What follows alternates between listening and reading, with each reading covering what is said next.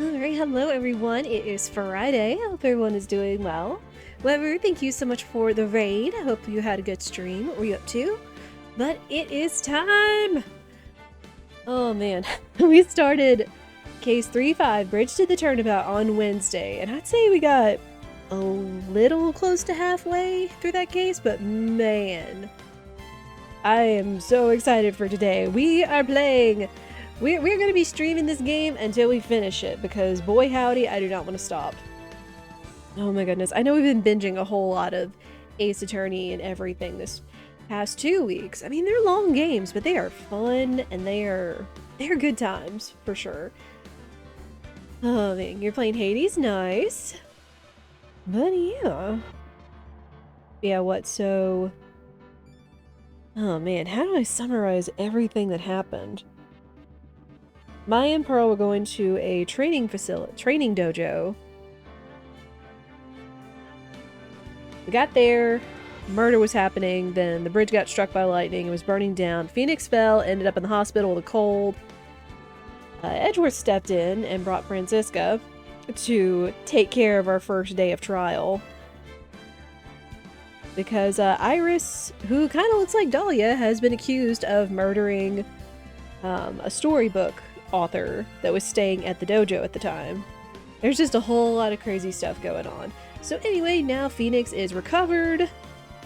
Phoenix is recovered, and we're moving on to day 2, and we're hoping we can get across to the temple where Maya was training, because she's been trapped there for 2-3 days now.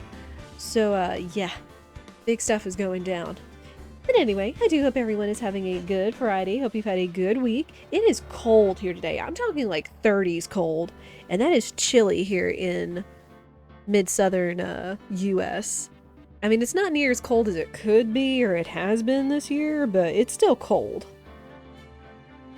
So I hope everybody's staying nice and snug and comfy. Better with a temperature of 102. No! I may have been born and raised in the South, but I'm not crazy about I'm not crazy about hot temperatures. Oh, you're talking about his fever. Yeah. Yeah, he's like, I'm fine. I'm just running a temperature of 102 for a fever. It's like, dude, that's 2 degrees away from a dangerous fever. But you know, this is a dire case for a number of reasons. So we've got to get back on our feet. Yeah, it's going to be in the 30s all day today. 30s Fahrenheit for those of you abroad. But yeah. So I suppose we will go ahead and get a going.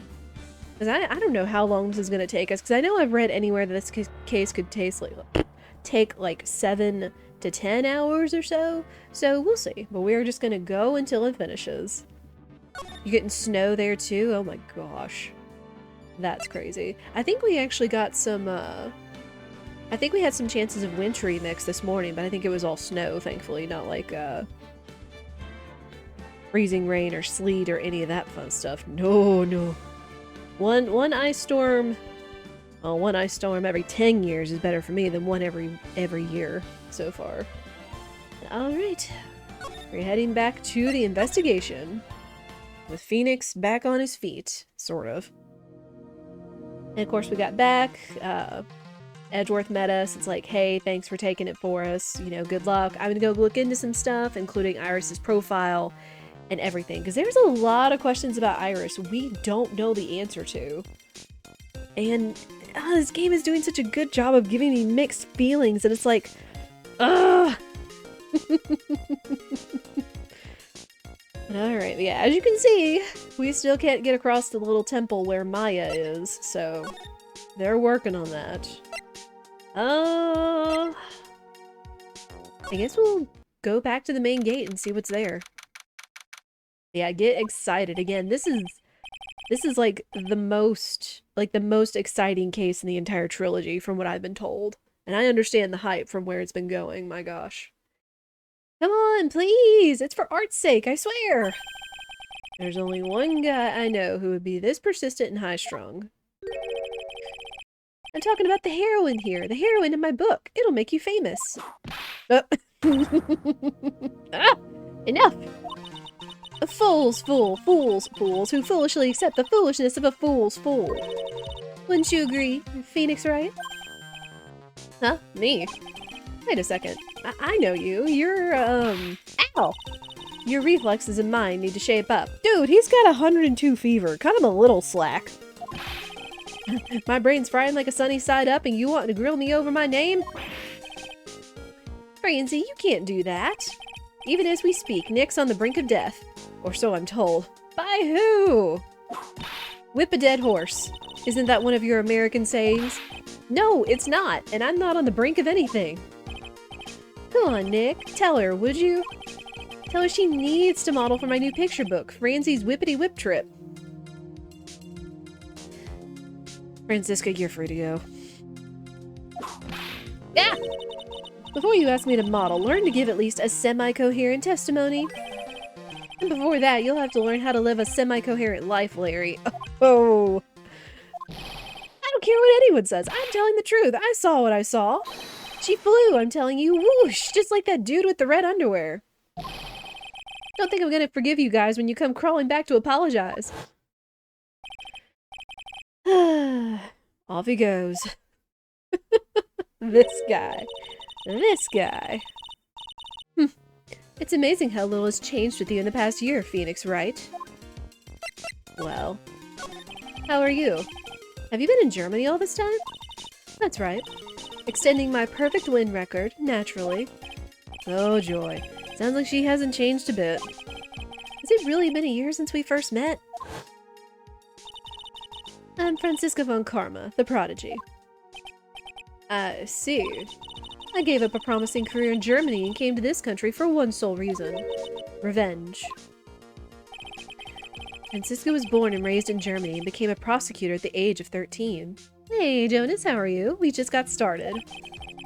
Her father was the legendary prosecutor, Manfred von Karma, who was a psychopath! In disguise. He had a perfect win record for 40 long years, but now he is gone from this world. Don't tell me you still hold a grudge against me because of what happened to your father. Phoenix Wright, you will fall before me. This I promise. But it will be for my sake, not my father's. Are we clear? Yes, Crystal. Alright, child. In truth, I was shocked. I came back to America with the intention of defeating you. Instead, it was my little brother who was leading the defense. Edgeworth. Come to think of it, Edgeworth was pulled into being a prosecutor by Manfred von Karma as well. As we kind of saw in Case 3-4, he was still in the trenches of von Karma prosecutor school. Miles Edgeworth told me something very interesting, you know. He said this case has a special significance to you. Ooh, because it does. And that's precisely why I'm here. Your personal involvement will make crushing you into teensy-weensy pieces all the better. It's probably the fever, but she's so openly hostile it's almost kinda cute. Ow! No smirking! No whipping the sick! That foolish fool doing such a foolish favor for such a foolishly foolish fool. You know, I kinda wonder what her phrasing like this would be in Japanese. Like if it's aho for idiot, baka for stupid or dumb or dummy or whatever. I'm kinda curious what that would sound like. So, Francisca's only like 19 years old, but she has a perfect win record of 40 years. Make no mistake, Phoenix Wright. I came here for one thing, and one thing only, to pulverize you. I don't know if you can exactly pulverize with a whip, but whatever. It's not like I thought you would bring... It's not like I thought you were here to bring me some Cold Killer X, you know. Make sure it's a fresh bottle, please, with the seal and everything, and no holes in the top. We've already seen what happens with one bottle of Cold Killer X. I went over the whole case file on the flight over. You read the whole thing? Oh, it wasn't that long. Yes, every last word of every last sentence of every last paragraph. All the ridiculous things you did made it a very interesting read, you know. Attempting to cross a burning bridge? Did you even consider the dangers? No. The only thought in my mind was I have to get across. fool who doesn't think is more foolish than a fool who foolishly thinks. Gumshoe said he'd let me know once the bridge was repaired. Maya. She's got to be okay. I just know it. Plus, I need to ask her about what really happened at the Inner Temple that night. Yeah. Anything we want to talk to her about? No, I'm guessing she's not going to give us an inch, considering she's still a prosecutor.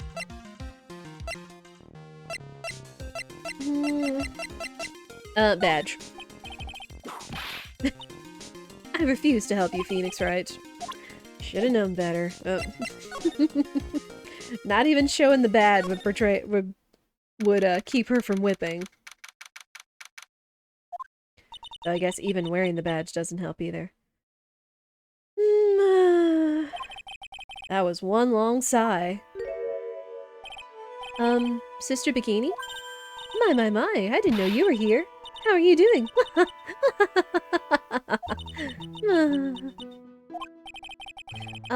You don't have to pretend to be in a good mood for my sake.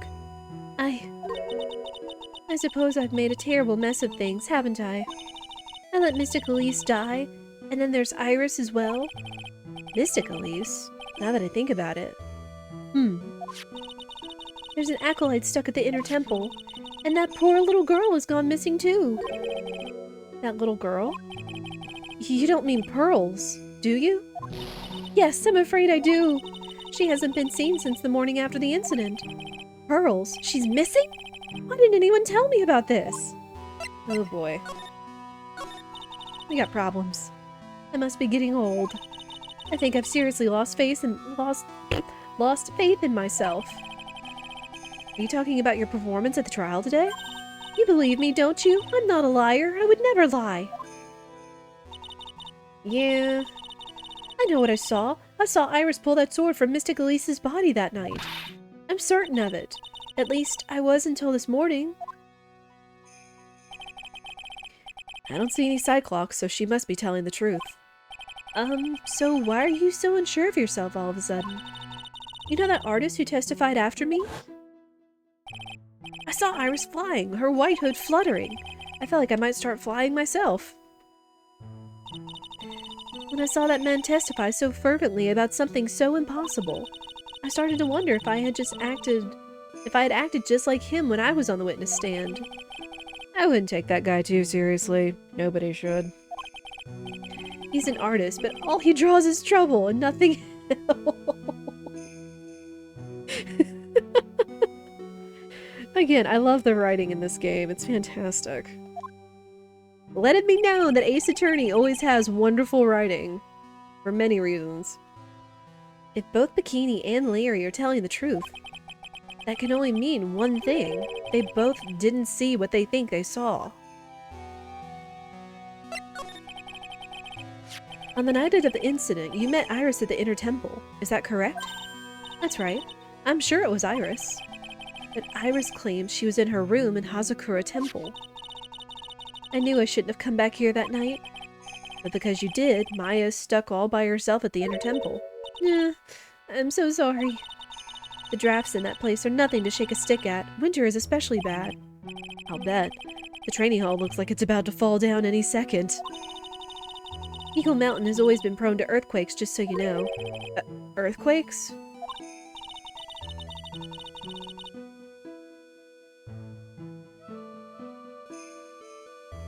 Why do I have a nagging suspicion in the back of my mind about this series?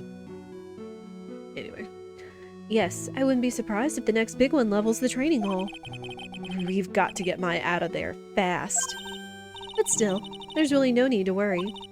That area on the other side of Dusky Bridge is isolated like an island. It's like an island? How so? Well, the only thing on that side of the bridge is the Inner Temple. No one lives out there, and it's surrounded on all sides by the river or the forest. I see. So a criminal would be trapped should they choose to flee in that direction. And as long as the bridge is out of commission, he or she will have to stay there. That means Maya could be stuck out there with a murderer, and with no way of escape either. Oh dear, yes, I suppose it does. Ugh, please, Gumshoe, get that bridge up faster. The locked room murder mystery? That's kind of a way to describe it, Jonas. I'm curious about a few things if you don't mind answering some questions. Oh, do you need to know my measurements for your investigation or something? No! No, no, no, no. I want to know a little bit more about the victim, Miss Elise Donim. I'm afraid I don't know her waist size or her bust size for that matter. Not that! No, no. I'm wondering why she came to stay in a place like this to begin with. I mean, she told us herself that she wasn't here for spiritual training. My, you make it sound like this place is some sort of dump, Mr. Wright. Mr. Elise was here to soak up the natural beauty of Eagle Mountain, if you must know. There. You did it again. Sister Bikini. I noticed you always refer to Miss Donim as Mystic Elise. Oh? Yes. Now, why is that? After all, she's not here as an acolyte. Well, we address all our visitors as mystic.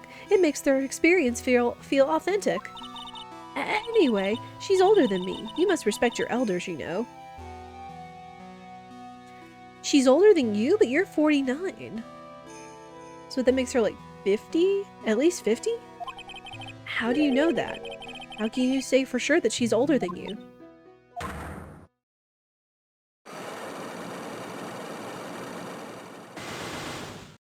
Oh, my word. Seems Miss Elise Donim was no ordinary visitor after all.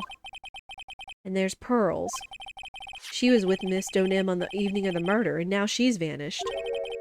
It's all got to be connected somehow.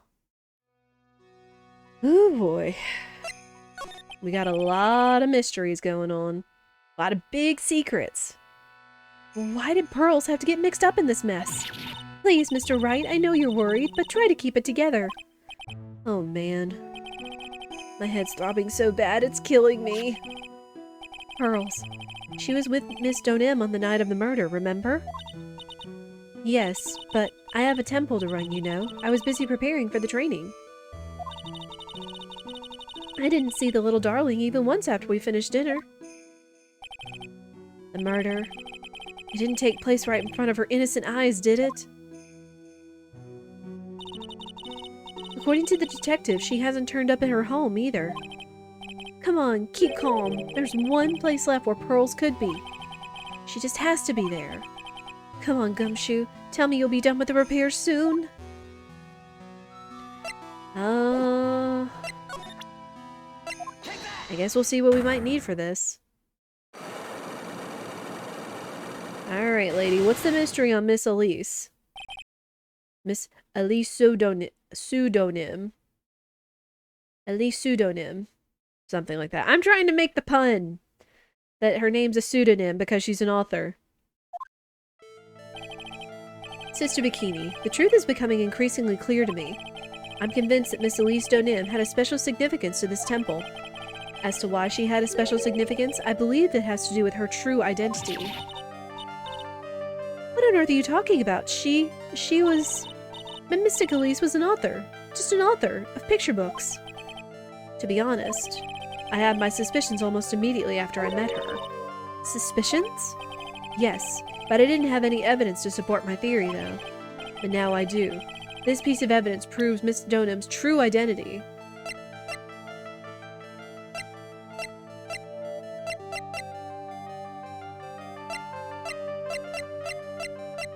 I don't think I have anything. Yeah, I don't think we have anything that proves that yet. We'll come back to you. Just don't go anywhere. Anything else to talk to you about? Not really. Alright. I guess we'll go to the courtyard? Let Phoenix get a look around? This is where Sister Bikini witnessed the incident. It's hard to imagine she was lying on the stand, so maybe there are some clues that have yet to be found. The Shichishito. It's there in Mistigami's right hand. But it was proven in court today that it wasn't the murder weapon. Given the design, it must have been used for some pretty gruesome things in the past. Ooh. Oh. Miss Donim's staff. I definitely remember there being a crystal sphere attached to the staff. I guess Larry eventually found the sphere near the foot of Dusky Bridge, but What was it doing all the way out there?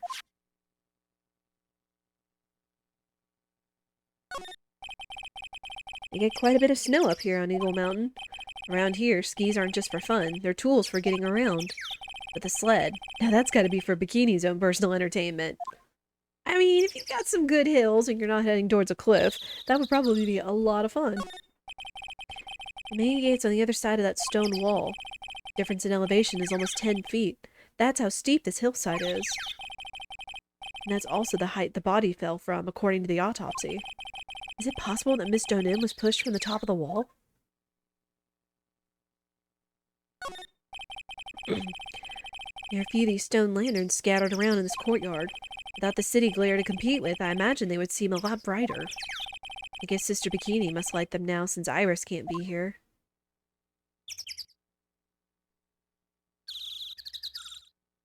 There's that fake bird sound. That building up there is the main hall. It was where we were staying. It sits kind of funny because it was built on a very steep slope. If you enter from the main gate side, these rooms are above me on the ground floor. Apparently, Miss Donim was staying in the corner room. I guess that's where she was pushed from that night. I don't know, there still hasn't really been anything that says that there was a struggle, that there was snow. Like, I imagine if it hadn't been snowing this entire time, that there would have been, like, some evidence of a struggle in the snow here, maybe. Maybe.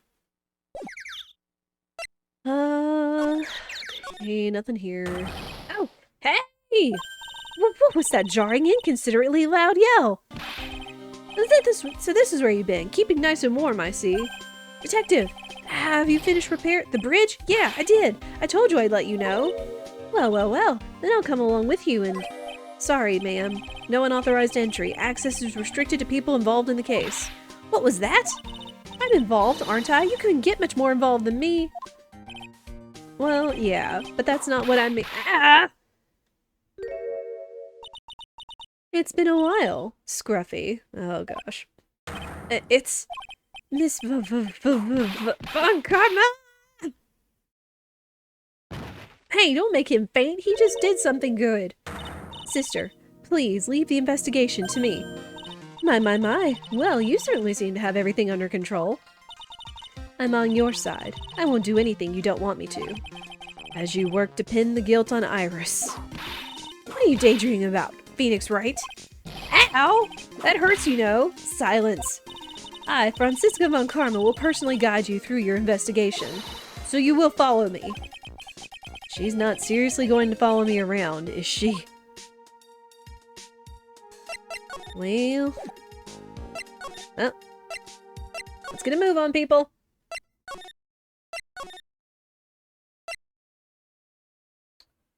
Well... it is with newer pieces of wood. Better than nothing.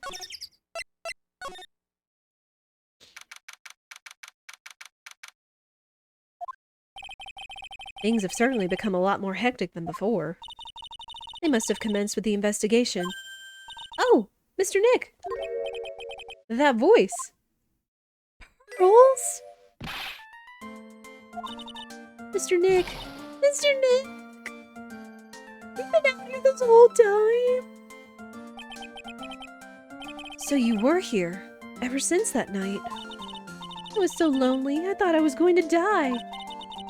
When I woke up in the morning and saw the dusky bridge was gone, I realized I was all alone. She was all alone? It must have been very trying for you, little girl. I'm Franziska von Karma, the prodigy. There's no need to worry now that I'm here. You're the prosecutor who was so mean to Mystic Maya last year. Well, I don't like you. You're nothing but a little girl without your whip. Dang! Dang!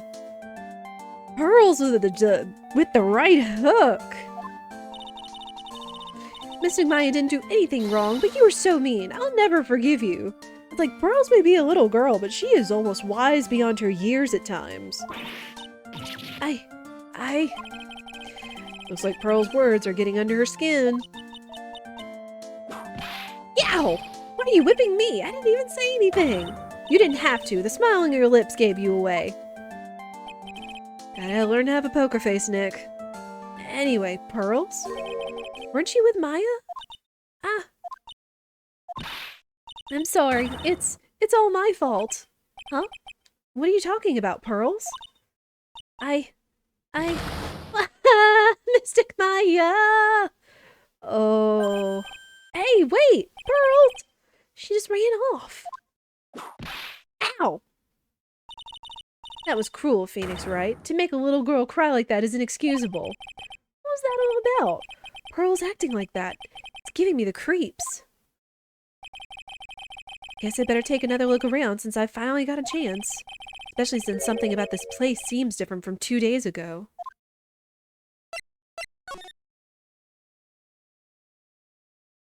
Huh. There's a weird smell coming from that incinerator. The door is also open, almost like it's begging me to look inside. Well, well, let's see what stunning clue is concealed in here, shall we? Huh? It's empty. How naive of you, Phoenix, right? But it's a bit strange, don't you think? Franziska von Karma? I seem to remember. Yeah, it was heaped in snow. There was snow in this incinerator the first time I saw it. In other words, someone's been using it to burn something recently. Listen, Phoenix Wright. It's impertinent to call people by their full name. I was only copying you. Okay. Phoenix Wright? What? Would you stop calling me by my full name like that? Was this once a prosperous port? A port? Yes, that metal hook is a mooring post for boats, you know. Oh, that. That's an anchor for one of the wires that is used to hold up the bridge. I think that wire that was tied to this one probably snapped when the bridge burned down. I mean, there's no way there was ever a port all the way up here. Don't get smart with me, Phoenix Wright. But I didn't say anything. Someone burnt the Steel Samurai costume. Oh, the cross references. You can see Dusky Bridge from here. It's an unusually long bridge, isn't it? I'd say it's about 20 yards. I guess the gorge is too wide to cross with a piece of rope or wire, huh? Therefore, no one has crossed the gorge in either direction since the night of the murder. A simple yet sound deduction. What did you say, Phoenix Wright?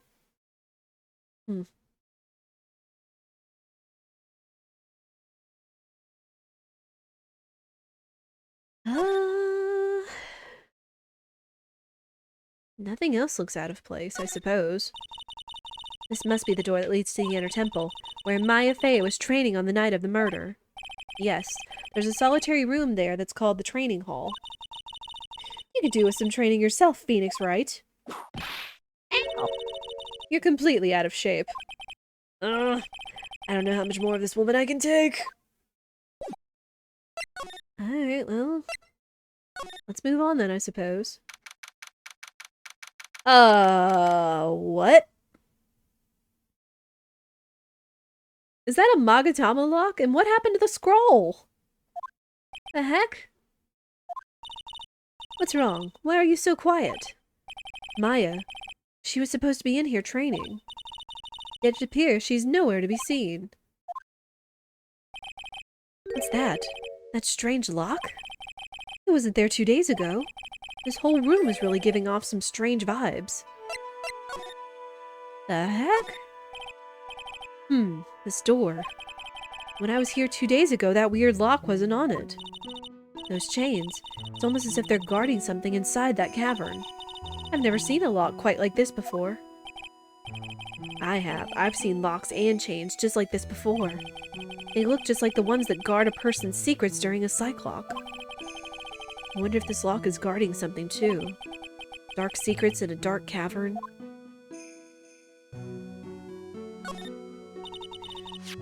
What do you think this yellowish poster is, Phoenix Wright? It's a scroll, not a poster. It's a picture of a woman who's actually... A woman? I don't see any woman here. There's a different atmosphere in this room since last time I was here. No, It's not a different atmosphere, it's a different smell. It's gravy. What's the matter? The scroll, it's been completely covered in gravy. Ah, yes, there is a very appetizing smell in the air. The gravy is a type of sauce. So when you run out of paint, you Americans use gravy as a substitute, I see. No, no, no, no, no, no, no, no, no. No, no one does that. For starters, it stinks. This must be the gravy that we had with the roast on the night of the incident. But why would anyone do this? Why this scroll?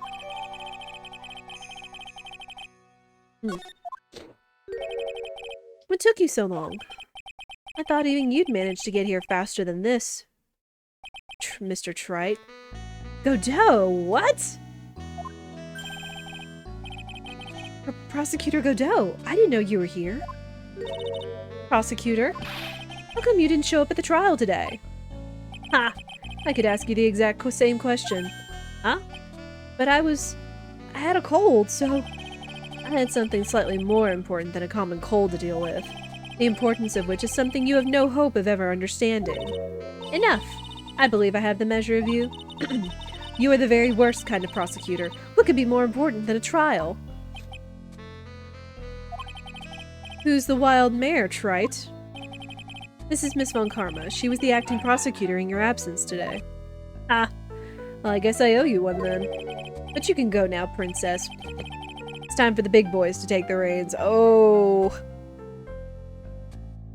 Number things that could be said, but anyway.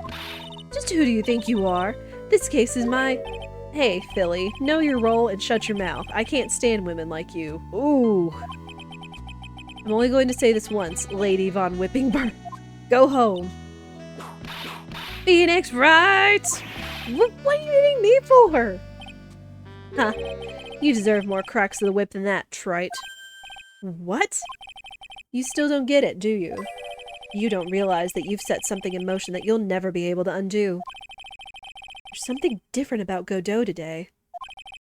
I'm getting such a strong sense of something from behind that mask of his. Is it anger? Or is it sorrow? You had some important business and that's why you weren't in court, huh? So what was it? I've told you once before, but perhaps you don't remember. I've returned from the depths of hell to do battle with you. You see, Trite, I've experienced something most have not. Death. You died? Of course, being extradited from hell is a tedious affair. The meticulous regeneration and adjustment of all your internal organs is, well, let's just say modern medicine allows us all to live to a ripe old age. Even someone like me.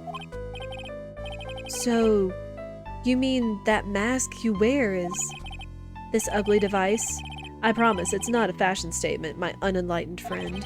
Without this, I can't see your frequently dumbfounded face. He would be blind? I didn't know. My eyesight is pretty messed up. Even with these huge goggles on my head, I still can't see everything. Still, I keep this worn-out piece of junk of a body going with regular servicing. I'm sorry, but you say you experienced death? How is that possible? What happened? Why don't you ask him? Huh? Me? Yeah, Trite, you. You should know all about it. You know when my life ended, and who ended it for me. Well, Phoenix Wright, do you? I don't know what he's talking about. Although, to be honest, I do feel a little tug at the corner of my memory. I think I do know about how Godot was killed.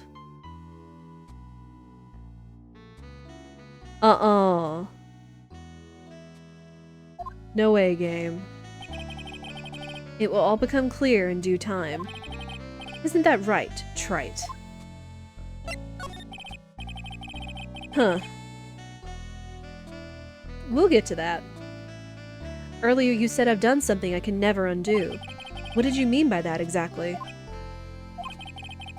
The inner temple here on this side of Dusky Bridge is an isolated island. That's what Sister Bikini said too. And I wonder, Trite, do you know what the police are doing here today? What do you mean? They're searching. Searching for any trace of an acolyte who went missing. Missing? As leader of the search party, I can tell you this with absolute certainty. Maya Fey is not on this side of Dusky Bridge. What? Huh? But that's impossible! She came here that night and... I won't say it again. The chances of her being here are nil. Excluding, of course, one very unique place. One? Where is that? The Sacred Cavern. The entrance of which we are standing at right now. This is the only place that the search party has yet to explore. So they haven't searched that cavern yet, huh? Be aware, though, that the temperature inside frequently falls below freezing. Even if she were in there, the chances of her being found alive are slim at best. No! Which means, Trite, that you sent Maya Fey to her death. You fool! If that's the situation, why aren't you in there with the search party right now? You must have blinders on, my equestrian angel. Don't you see the big lock and chains? It's a trick lock. I'm making preparations to open it as we speak. Well, Trite, once again, a woman dies because of you. Once again? What are you talking about? Don't tell me you've forgotten. It was only 2 years ago, after all, when the last unfortunate woman died because of you. Because of me. And do you know who that was? It was Maya Fey's sister. That's right, Mia Fey. What? He knows Mia, too? Mia? You killed her. No, that's not how it was. Hello? It was 2 years ago. Mia Fey was pursuing someone, a man. But she bit off more than she could chew. She made a very dangerous enemy. Yeah, that's one case I'll never forget. But I got that guy, personally. Sure, Miss Fey's murderer was caught. But that won't bring her back. Well, no. But you were with her at the time. You and no one else. It was your responsibility. You should have protected her. You say Mia Fey was your teacher. Well then, I'd say you've learned nothing, Trite. You robbed her of her life, and now you've let her sister suffer the same fate. I haven't sentenced Maya to death. I haven't sentenced Maya to death. No. There is some stuff going down that is reaching all the way back to Ace Attorney 1. What the heck? Oh my word. What is this peculiar looking lock? Why don't we just break it open? It would be a simple matter of... I'm afraid we can't do that. This area has always been prone to earthquakes. The repeated tremors have weakened the foundations of the training hall. Any excessive force used to break the lock open would... well, let's just say the inner temple and the sacred cavern would be a thing of the past. Very well. Then I dare suggest the obvious solution of opening it with the key. Huh. Sure, just show me where the keyhole is on this trick lock. There's no keyhole? That's right. An interesting puzzle, huh? The person who set this lock is the only one who can open it. Then who was it? Simple. The accused. What? Iris? When an acolyte undergoes training inside the sacred cavern, the attending sister is responsible for locking the entrance. Obviously, the night of the murder was no exception. Maya Fey was to train in there. Sister Bikini did mention it a number of times now that I think about it. She said that Iris was left in charge of supervising the early stages of the training. So Iris, the accused, is the only one who could open the lock. I've arranged for her to be brought here now. Iris is the only person who can open this lock? I hope she gets here soon. Hang on in there, Maya. We'll get you out. So, I should be getting back to work. Wait, Godot! How sure about Maya are you? There's no doubt in my mind. She's in the sacred cavern somewhere. It's the only place she could be. You'd better start praying. You better pray that friend of yours brings the accused back here soon. Edgeworth? Listen up, trite. There's only one thing I want to say to you before I go. I'll never accept you. Never. Whew. It may be cold in here, but I feel that this place got a couple of degrees cooler after that. Good gosh. There's some stuff going down, though. Oh my goodness. You should choose your friends more carefully, Phoenix Wright. That's what everyone says. It looks like I don't have much of a choice. I guess I'll just have to do what I can for now. What is his connection to Mia? I guess we'll find out as the case goes on. The one good thing about Ace Attorney is they don't leave you hanging. Why would anyone cover it in gravy, though? I can't make out what's drawn in this scroll at all. I'll never understand you Americans and your so-called artists. Artists? Yeah. Sure. It's an antique dresser. Don't you dare open it, Phoenix Wright. Now I know how Maya feels when I tell her not to touch things. What a pity. It's full of nothing but old clothes for the acolytes. I thought we weren't opening it. I'm from the prosecutor's office. I can do anything. Yeah, you can do anything except stand up to a 9-year-old girl. Oh, dang! Got him.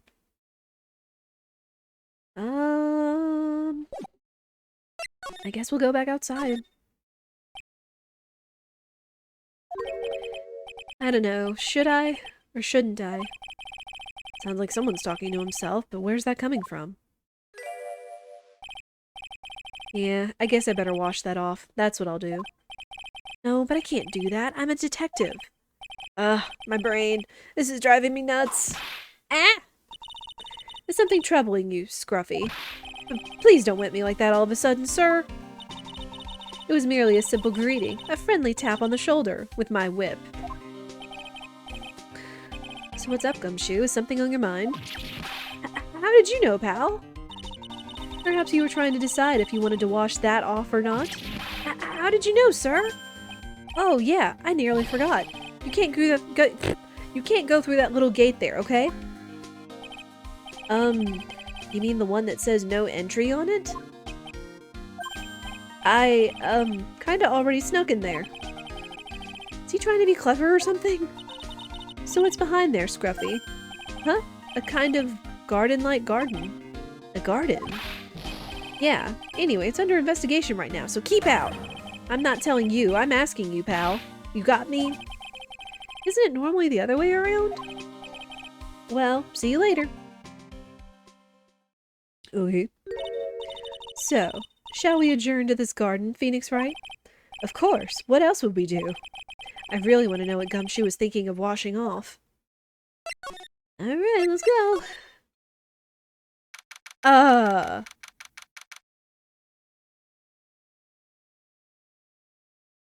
What? What is going on? There's a strange feeling in the air. I wonder what it is. Strange feeling? Forget about that! What's that strange writing on that stone lantern? Ah. What are you doing here, sir? I thought I said you can't come in here. Don't you know, Scruffy? A Von Karma will always show up wherever there is a clue. And there are plenty of clues to be found here. But... Alright. Is that blood? What the heck is that? Uh-oh. You spotted it, huh, pal? Are you kidding me? It couldn't be more obvious. It says Maya. Yeah, and before you ask, it is written in blood. You will answer all of our questions now, Scruffy, without exception. Yes, sir. There are a couple of torches here. I guess you need all the light you can get up here in the mountains. Yeah, I was looking at those things, pal. It looks like they've been lit pretty recently. Recently? How recent are we talking about? As recent as the night of the murder. Maya was training here on the night of the murder. It's not unreasonable to think these things were lit up at the time, I guess.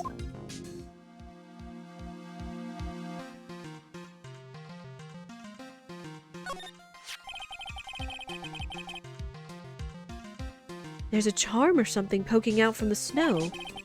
It looks pretty old. There's a leather cord tied to it, too. Apparently it belonged to the victim. To Miss Elise Donim? Yeah, there was a broken leather cord around the lady's neck. The ends of the cords found on both the victim and on this charm match exactly. Sounds to me like this little trinket is going to be my ticket to getting some very big answers.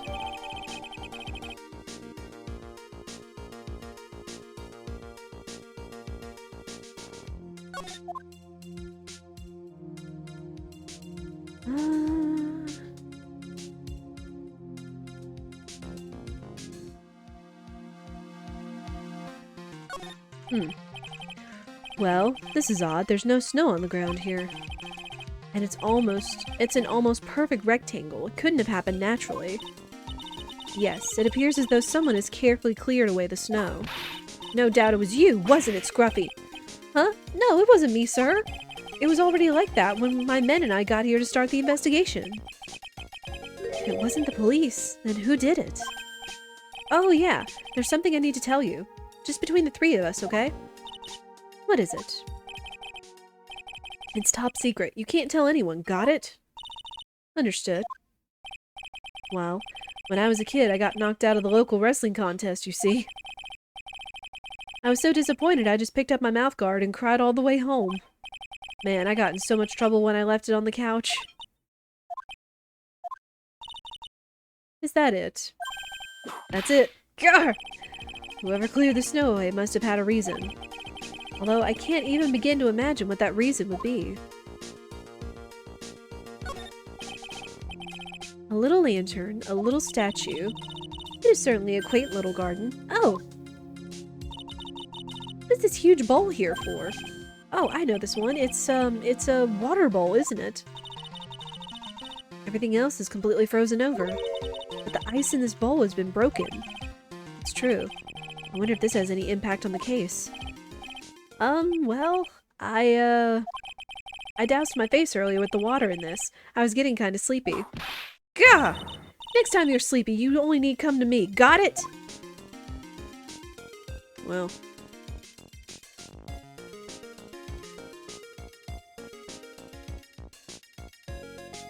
And I don't see any other obvious clues around here.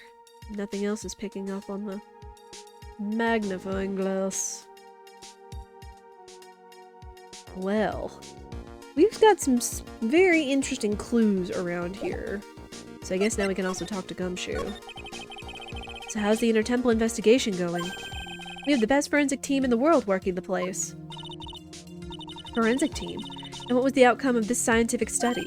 Nothing! Scientifically speaking, the place is as clean as a whistle.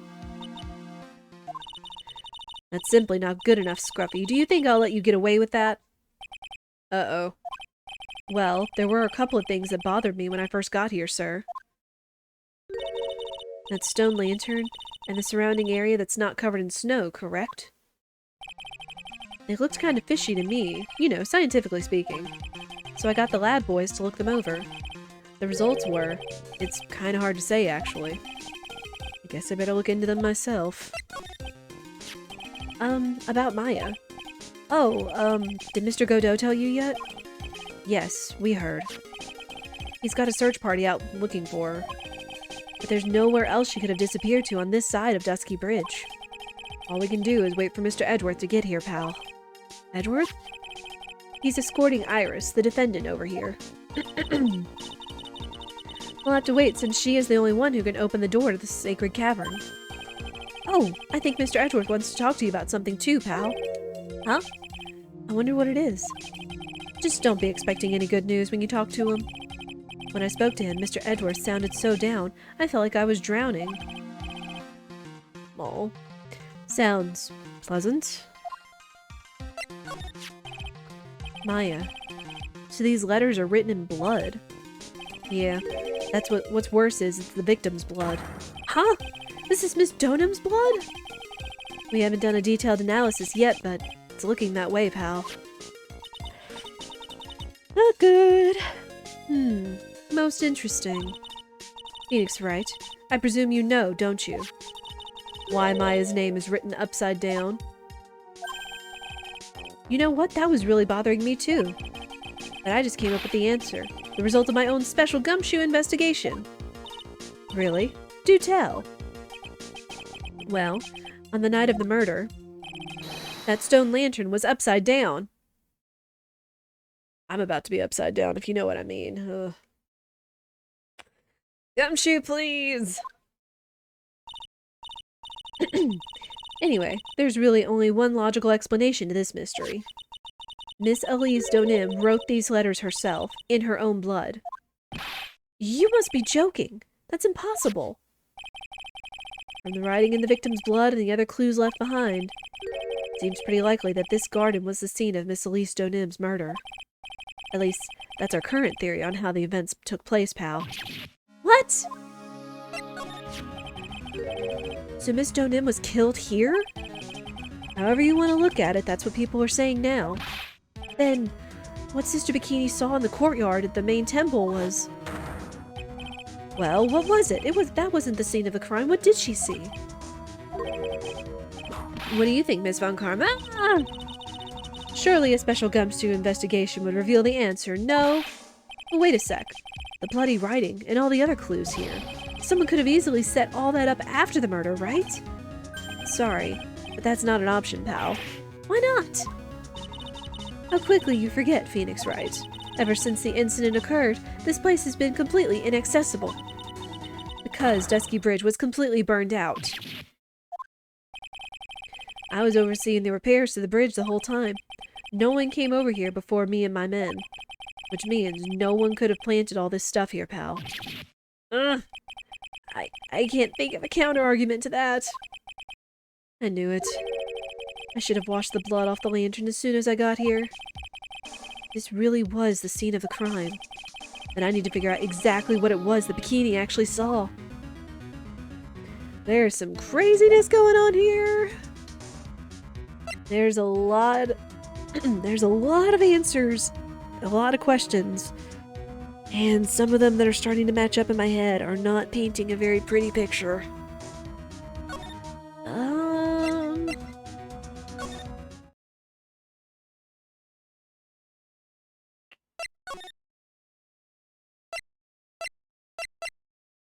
Guess we'll go to the bridge. And...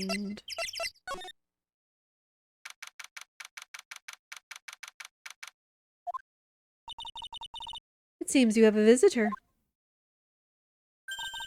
Hi. Mr. Wright. Iris, I'm really glad to see you. Godot managed to mobilize the police by claiming a state of emergency. Not him again. Never mind him. We've got to hurry and unlock the sacred cavern. I'm sorry, Mr. Wright. It's my fault someone so important to you was locked in there. Mr. Edgeworth, can we finish our conversation later? All right. Let's hurry to the inner temple then. I'll see you later, Wright. Wait, Edgeworth, I'm coming with you guys. Sorry, Wright. I can't allow you to come with us. What? I hate to be the one to break it to you, but Maya Fey is in a rather delicate position. What do you mean by a delicate position? This isn't simply a rescue operation, Wright. It's also an investigation. That being the case, we can't allow members of the public to interfere. Come on, Edgeworth! If anything happens, you'll be the first to know. Please understand, right? But it's Maya! Mr. Wright! All that matters is that Mystic Maya is rescued, correct? Listen to the voice of reason for a change, Phoenix Wright. From now on, consider anything beyond Dusky Bridge to be off limits. We'll be going now. Excuse us. Well, I guess he's kind of right. This is no time to be standing around, Phoenix Wright. Aren't there other things that demand your attention? She's right. Thanks for reminding me.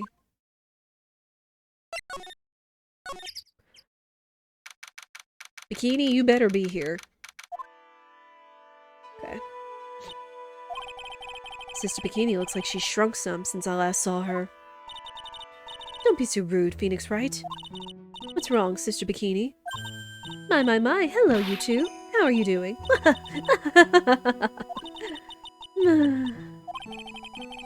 The sound of that sigh, I guess she's still pretty down. Iris was just here, you know. She was accompanied by that handsome, crimson-clad prince. She talking about Edgeworth? It was just a courtesy call. I wasn't allowed to talk with her at all. Oh dear. It's all my fault that this has happened. Poor Iris. She was worried about my back, would you believe? What have I done to her? Only what you had to do, sister. You bravely and truthfully testified about what you saw. There's no shame in that.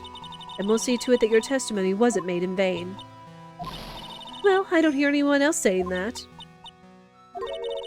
Mr. Bluesuits doesn't seem to share your opinion, I see. Huh? Me? Ah! Oh, yes. You did great, Sister Bikini. Absolutely spectacular. You two are the only ones who've said that to me.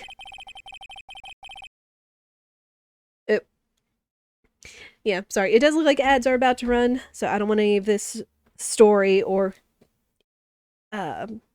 questioning that's about to happen be lost to ads for anyone that's coming in. So we'll go ahead and let the ads run. Again, we only try to run 3 minutes of ads per hour to turn off the pre-rolls from anybody that's coming in. And it gives us a chance to stand up and stretch and get more water, which I'm going to do because this is going to take a lot of talking. So we'll go ahead and let the ads run for 3 minutes and we'll be right back. Although I feel bad that since like the music just stopped, but still, I don't want y'all to miss any story. So we'll be right back.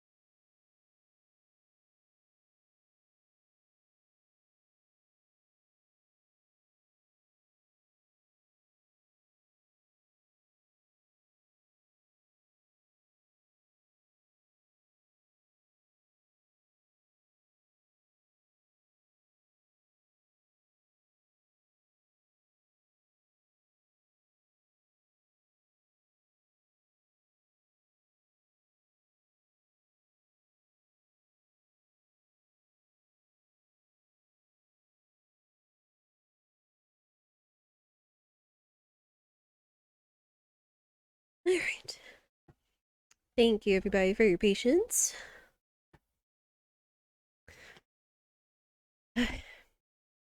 Let us continue.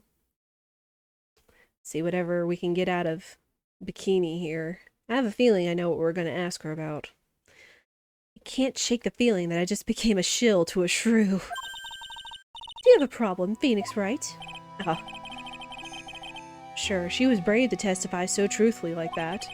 But I know she's still hiding something. Guess it's time to break those cyclops of hers. Yeah!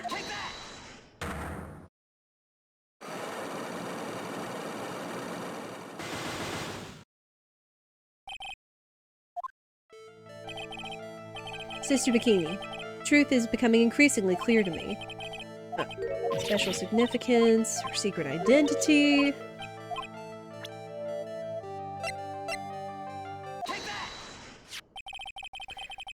Miss Donim had this charm with her at all times.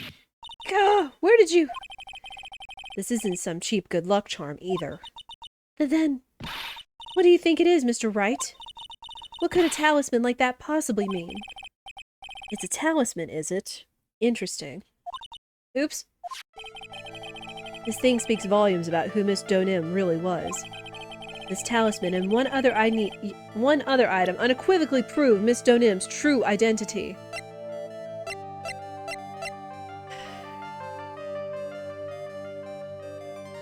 Yep. The painting is obscured by this gravy stain at the moment. But this scroll shows the master of the Karine channeling technique. The crest at the top is a sign of that honorable title. The very same crest that adorns the talisman the victim carried with her.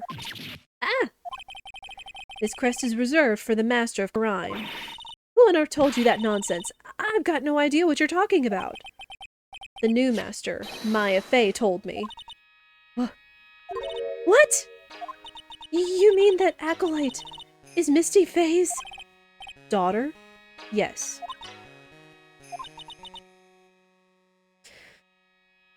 Oh boy.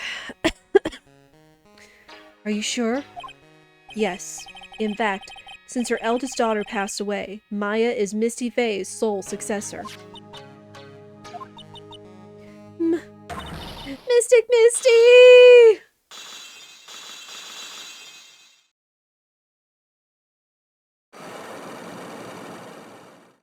Yep.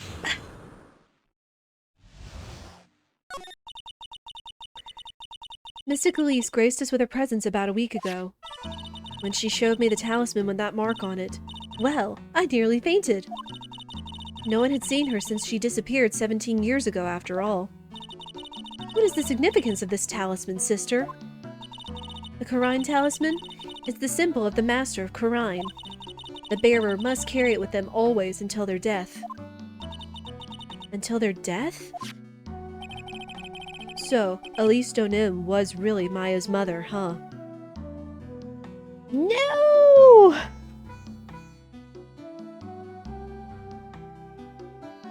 They mentioned, they made little mentions to draw your attention back to the situation. The night that we met her, when she's like, she seems like she's acting like a mother to Pearl, that somewhere or another Maya makes a mention of her own mother. And everything.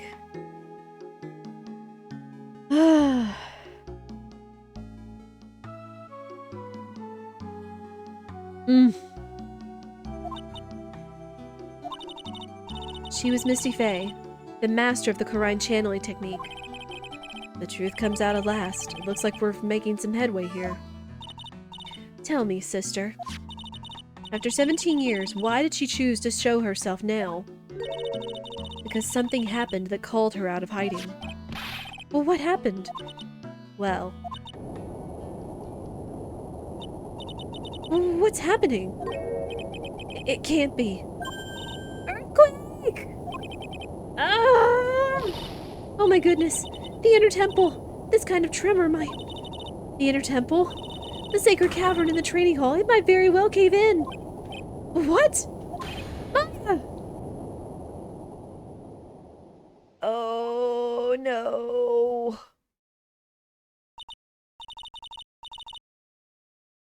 And I was just reminded what the little tug in the back of my memory was about earthquakes. Case 1-4, where Edgeworth, the Merry Christmas case, where Edgeworth was framed vive on karma for the murder of the lawyer to Yanni Yogi, who was the real murderer that was trying to set Edgeworth up for the murder. And that they had to go all the way back into that case, where Maya's mother, Misty, used to call Edgeworth's father back to find out who the death was, because it was another crazy locked room case. Yeah, the DL6 case. Yeah, case 1-4. And that we found out because of that event, because Edgeworth and his father, who was a defense attorney, and Yanni Yogi, who was a bailiff, that were trapped in the elevator, and just all that crazy stuff, that Miles, unfortunately, has a trauma about earthquakes. So, this cannot be good. Oh no. It seems to have passed. Well, we can't just stand here and do nothing. Let's go! What? Where? To the inner temple, of course. Where else?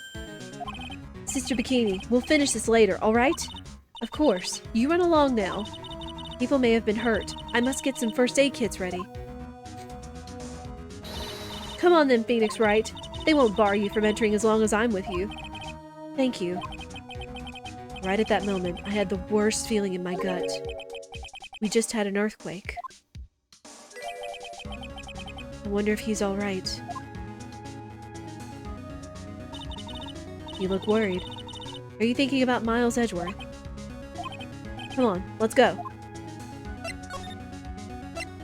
Edgeworth, be okay! Gotta hurry to the inner temple and... Right! Ah! What are you doing here? Go... How could I have... How do you expect us to understand if you don't speak up? Yo! Hey, why am I the one getting whipped? Shh. She's gone. No! The defendant, Iris, she's gone. Gone where? She fled. She escaped. What? Iris! Why? So, it was just now, during the... It's easy to see Edgeworth's one and only weakness. His fear of earthquakes. I should have known better than to escort the defendant alone. As soon as the ground started shaking, everything went dark before my eyes, and I stupidly passed out. That incident haunts you to this day, doesn't it? That's no excuse for letting the suspect get away. I can't believe I let it happen. Right, the inner temple is a dead end, so she could have only escaped to this side. We haven't seen her. And we need to get a manhunt underway now and search Eagle Mountain from top to bottom. Wait, Edgeworth. Have you thoroughly checked the inner temple yet? Don't be ridiculous. Why would I? The inner temple is like an island. There's no way to escape but to cross... No, that's not it. Iris isn't the type of person to run away, Edgeworth. What are you talking about? Sister Bikini mentioned something when we were with her. She said that the sacred cavern might have caved in because of the quake. Then you think Iris might have gone to the inner temple to check on the situation? Listen, Edgeworth. I'm sure she's at the inner temple. A manhunt is not necessary. Right. Let's not waste any more time. We need to get to the training hall sacred cavern now. Alright, let's go.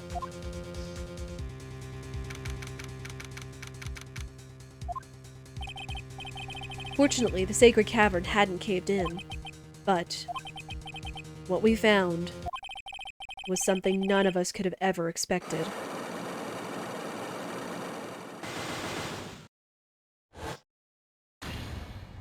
What? What? 5? There's 5 logs now? Why? How? Who? can there be even more locks? What is the meaning of this? Iris! Iris, please tell me. What the hell is going on?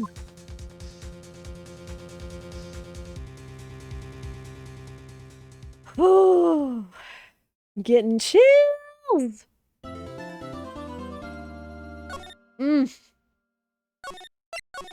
Oh my goodness.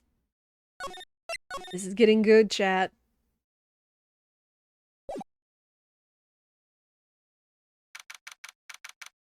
We continue on though, since we've just had ads not too long ago. Right? Is this what Godot was talking about? Yeah, the trick locks. Now then, Iris, please remove these at once. Mr. Edgeworth? I'm afraid I can't. It's not possible for me.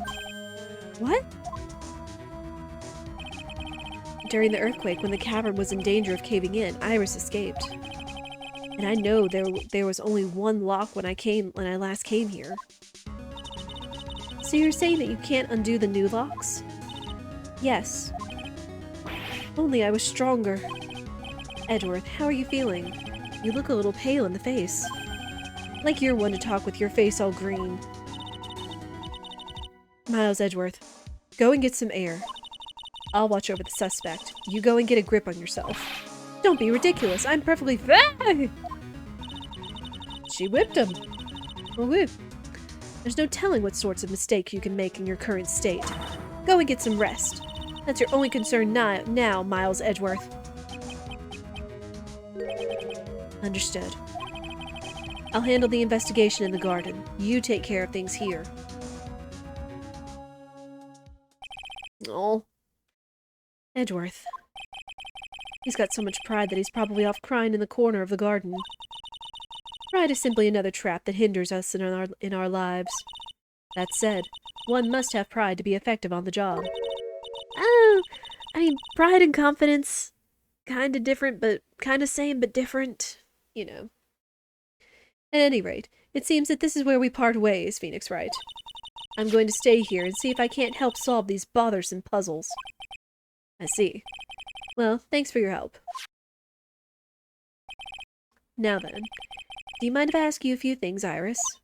No, not at all. Why did you make a run for it, Iris? I'm sorry. I heard the inner temple had been severely shaken by the strong earthquake we had. I was so worried. I just had to come and see. In other words, you didn't run away to escape the law. At least we're clear on that. I can't tell you how relieved I was when I saw the sacred cavern was all right, but... But what? Then I saw these chains here. I saw all these extra locks that someone had put on the sacred cavern's door, and...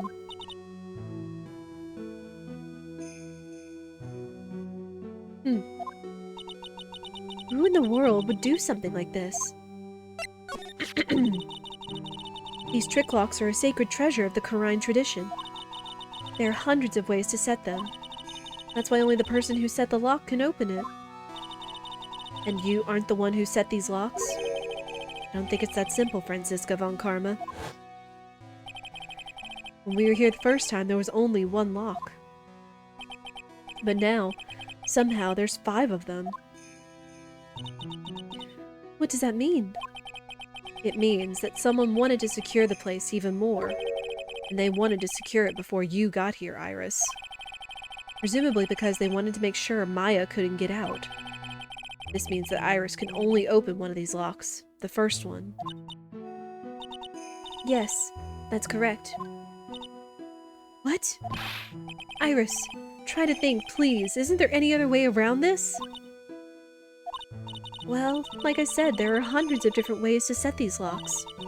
I suppose if we went through every combination with each one, I could remove them. But... it will take time, won't it? Yes. About a day if I had to guess. A whole day? Well, that's better than leaving the locks in place. Will you do this for us? Sure. I'll do whatever I can. We've got to wait another day? Hang in there, Maya. You're going to have to call in your inner strength now. You know what, Iris? There's still one thing I don't quite get. And what might that be, Phoenix Wright? I think it's obvious. Iris, on the night of the murder, where were you? Please, Iris, don't give me that look. You told us that you were in your room at Hazakura Temple at the time of the incident. That you were seen that same evening at the Inner Temple. And then, you were spotted at the scene of the crime at Hazakura Temple too.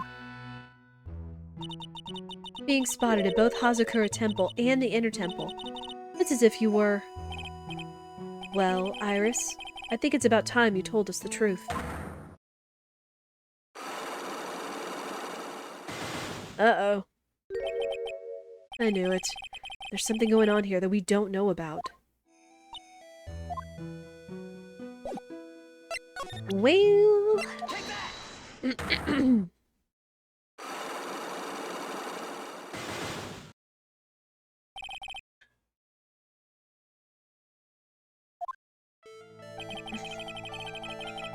I think it's time you told the truth about what you were doing on that night.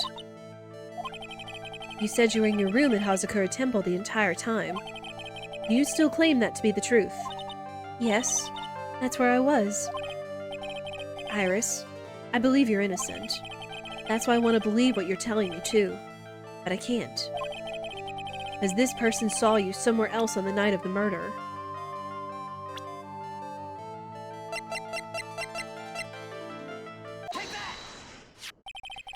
I'm talking about Sister Bikini, of course. Sister Bikini. Her testimony in court today was very clear.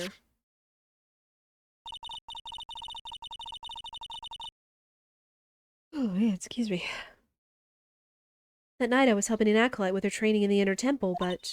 Well, as you can see, my back likes to act up, violently. So I left Iris to help the acolyte and returned to Hazakura Temple. Sister Bikini didn't just see you, she spoke with you. You two talked about Maya's training that night. So you see, Iris, you were at the Inner Temple on the night of the murder. That's very impressive, Mr. Wright. The acolyte's actual training was due to start after 10 o'clock that night. I left the main hall early so I wouldn't be late. What time was that? Let me see. It takes about 20 minutes to walk between the main hall and the Inner Temple. So I would have left at about 9:40, I think.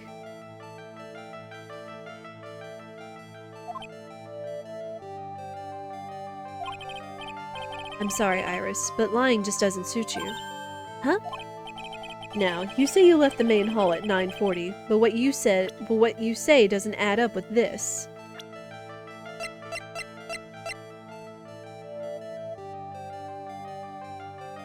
Because we ran into her before she did lights out.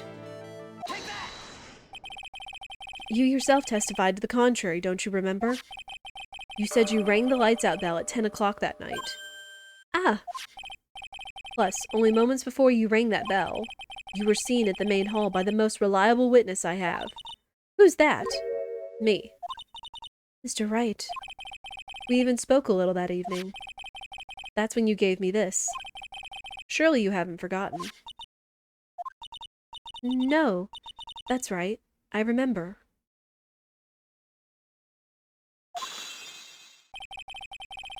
And that brings us to another puzzling fact, Iris. At 10 o'clock on the night of the murder, you were seen in 2 different places at the same time. It's time you told me exactly what's been going on, Iris. So far, I've managed to prove 2 things. First, on the night of the incident, you were at the Inner Temple. And second, at the exact same time, you were ringing the bell at Hazakura Temple. There's only one possible explanation for this apparent possibility.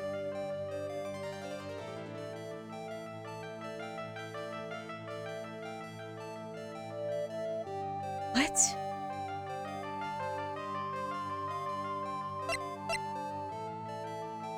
Hey, Kay, how are you? Happy Friday indeed, I hope you're doing well. You've come in at quite the time, child. I say child, I always say that. But my gosh. It is getting intense. What have we found out? Oh yeah, Elise Donim. Turns out she's the master of Karine, i.e. Misty Faye, i.e. Maya's mother. Just found that out from Bikini. So there's a lot going on. Being called a child makes you feel less old. Hey! I mean, what works? I'm doing pretty good. I'm feeling a little sleepy, but I think it's just because I've been having weird dreams this week and such, unfortunately. I don't know what it is. I don't know why I've been having weird dreams in the middle of the night, and I can remember them pretty clearly for the most part, but it's just all kinds of different topics, because it's not the same dreams either. I've just had, like, weird dreams, like, every single night this week. Can't explain it.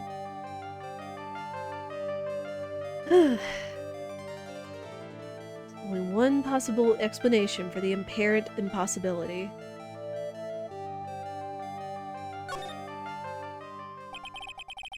On the night of the incident, you were seen in 2 different places at the same time, which means there must have been 2 of you. I can't think of any other explanation, Iris. But that's crazy. How could that be?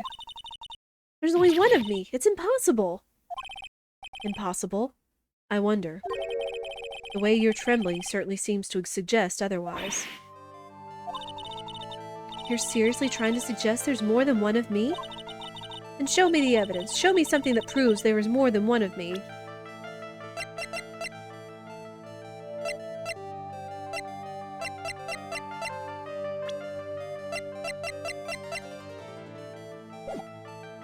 Okay. I don't think we have that yet. Alright, we'll come back to you. We will come back to you.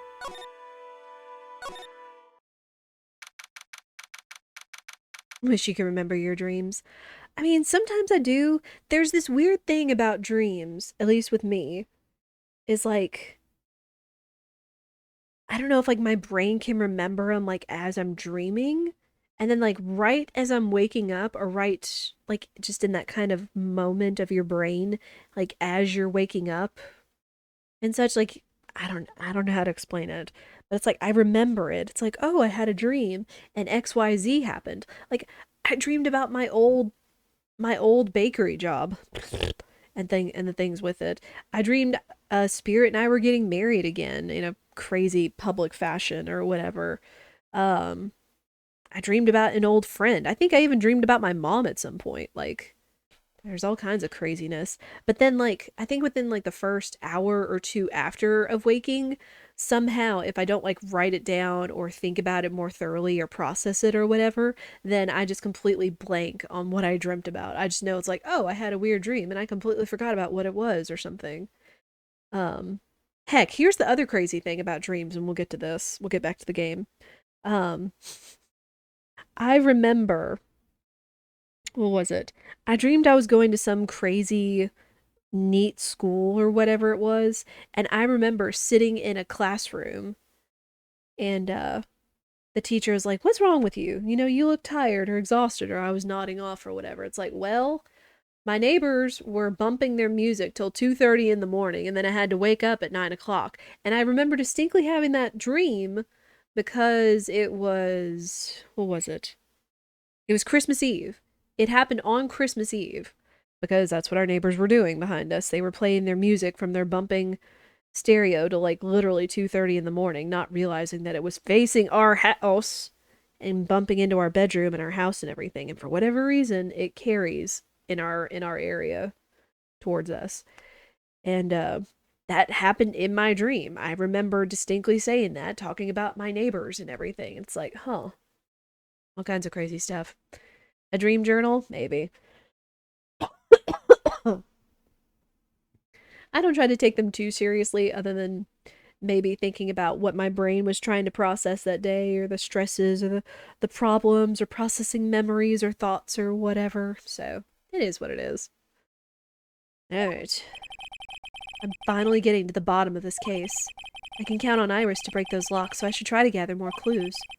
From Sister Bikini, Edgeworth, Gumshoe, and Pearls.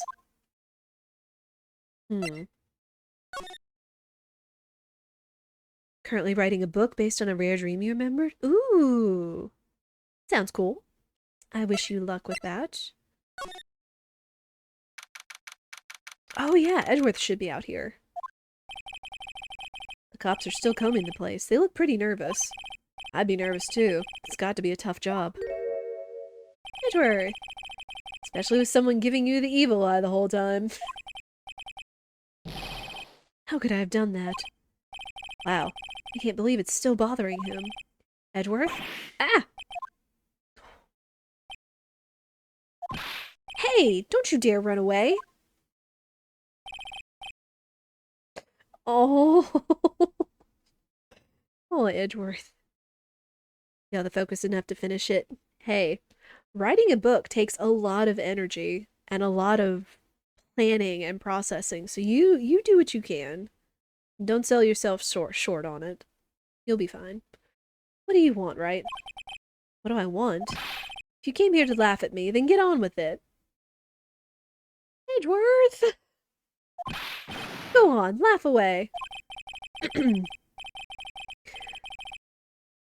I was ready to hug it out with him, but he's just the same prideful Edgeworth. Oh! He's gonna give him a hug. You went back to the Criminal Affairs Department, right? You said you wanted to look into something concerning Iris. Yes. And thanks to what I found, I was reminded of something terrible. What? Oh, what? You mean things haven't gotten terrible enough? Werewolves don't respect the police. They bite policemen like that anyone gets in their way. Oh gosh. Yeah, there's some crazy stuff going on here, but it's the Phoenix Wright Ace Attorney universe, so I don't doubt it. You guys are putting a lot of effort into the investigation of the garden here, huh? There's a high chance this is the actual scene of a crime. That's why. You mean because of the writing in blood and the talisman in the snow? Exactly. As you know, those things couldn't have been planted here after the murder. But surely, you don't suspect Maya, do you? We have to treat everyone as a suspect, Maya, as well as Iris. It's our job, right? So, I guess you still haven't gotten over your fear of earthquakes. No. Though thankfully my nightmares have stopped. Oh! Oh! But still, if the ground gives even the slightest tremor, I find myself short of breath. 17 years ago, when we were little kids at the same elementary school, Edward found himself in the middle of a murder. It all started with that big quake that hit the courthouse.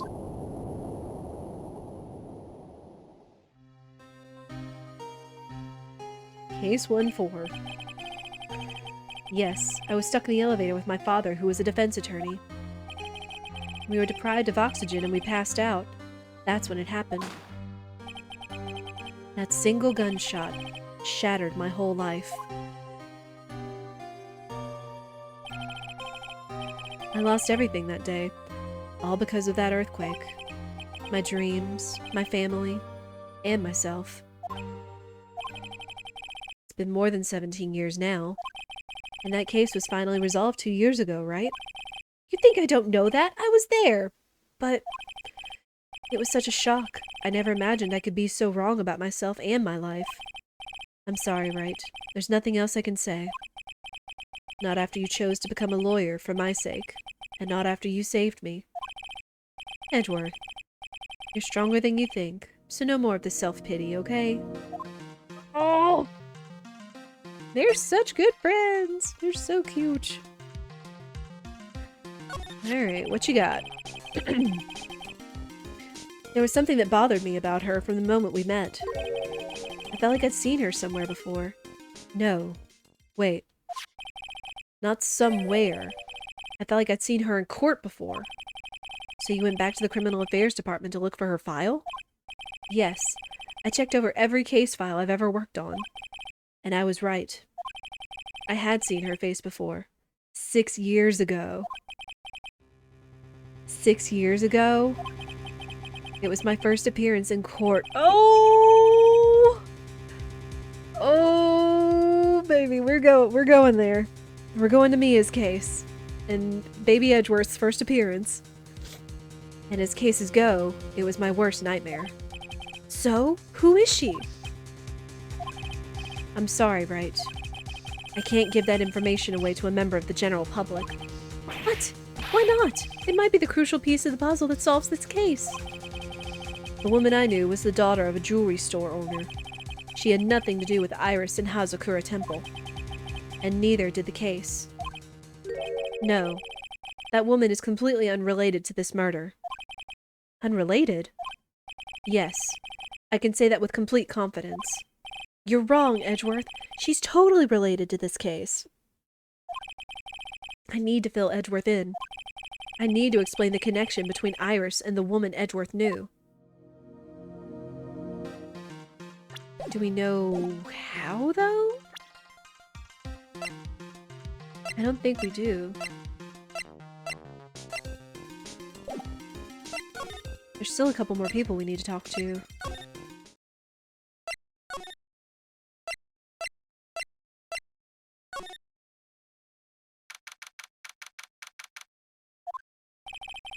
It's weird that there's no one around all of a sudden.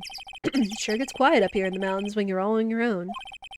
Speaking of alone, I guess I should go check out the shack just down this path. Maybe I'll find Larry there sulking again. Oh, you heard him.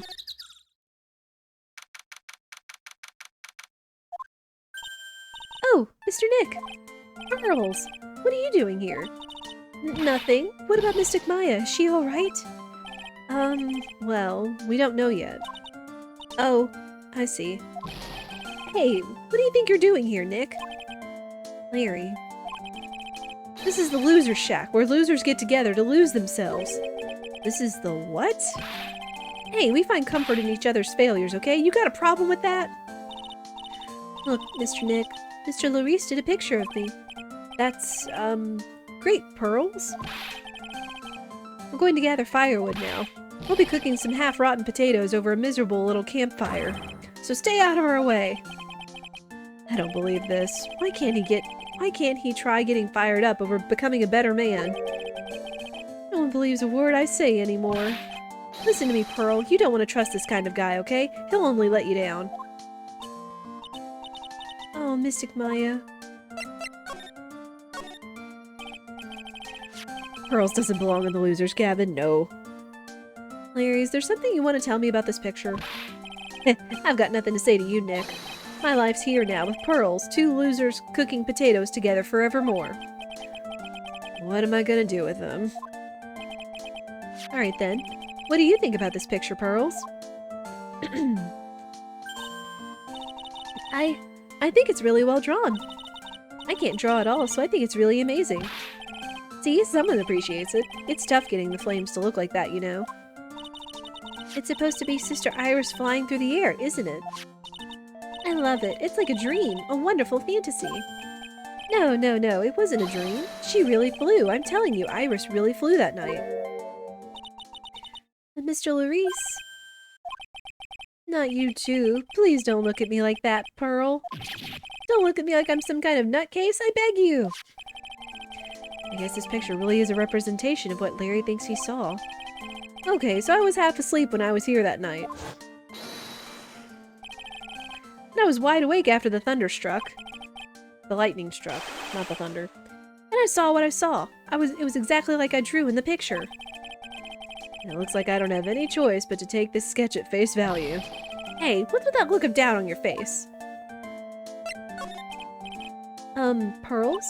Yes, Mr. Nick? I've been meaning to ask you about the night of the murder. Where were you, and what exactly were you doing when it all happened?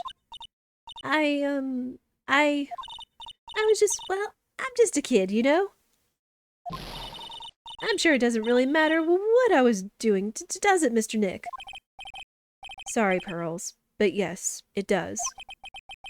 On the night of the murder, you were supposed to be in Miss Donham's room reading a book together. But Miss Donham was murdered, and you, Pearls, were at the Inner Temple. Just what exactly happened that night, Pearls? I'm really sorry, Mr. Nick.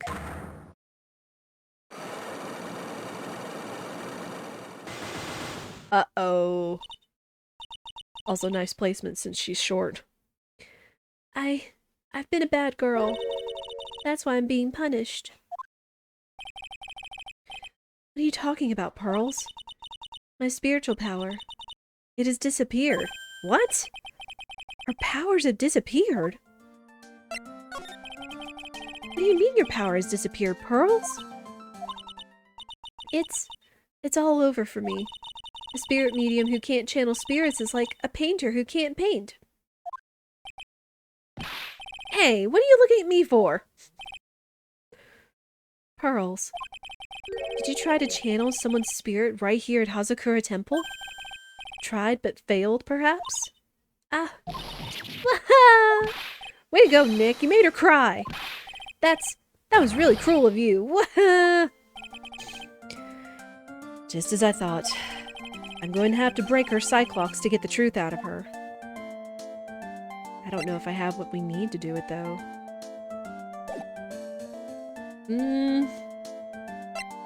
Okay, we're gonna come back to this. Okay, so what? Phoenix said to himself we need to talk to Edgeworth, Pearls, Bikini, and Gumshoe. So we need to go find him.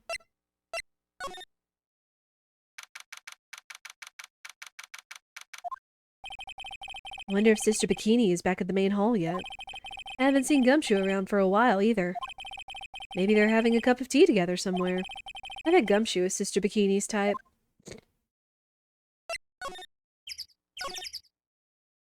Oh, there she is. Well, what's the damage? How is the sacred cavern? It looks like it survived. But we have a bigger problem now. I told Sister Bikini all about it. About the 5 locks that were stopping us from getting inside the sacred cavern. And who? Who could have done that? The only people who know how to set those trick locks are those of the Korine tradition. We have Iris at the sacred cavern trying her best to open them for us right now. Actually, there's something I've been meaning to talk with you about, Sister Bikini. Oh, yes. We were in the middle of a chat, weren't we? Yes. You were telling me how the Master of Korine disappeared 17 years ago. I want to know why Misty Face suddenly appeared at this temple.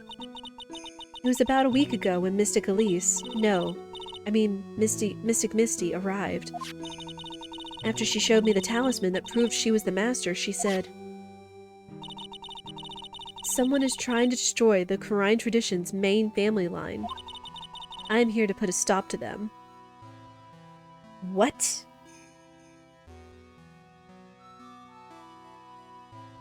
What?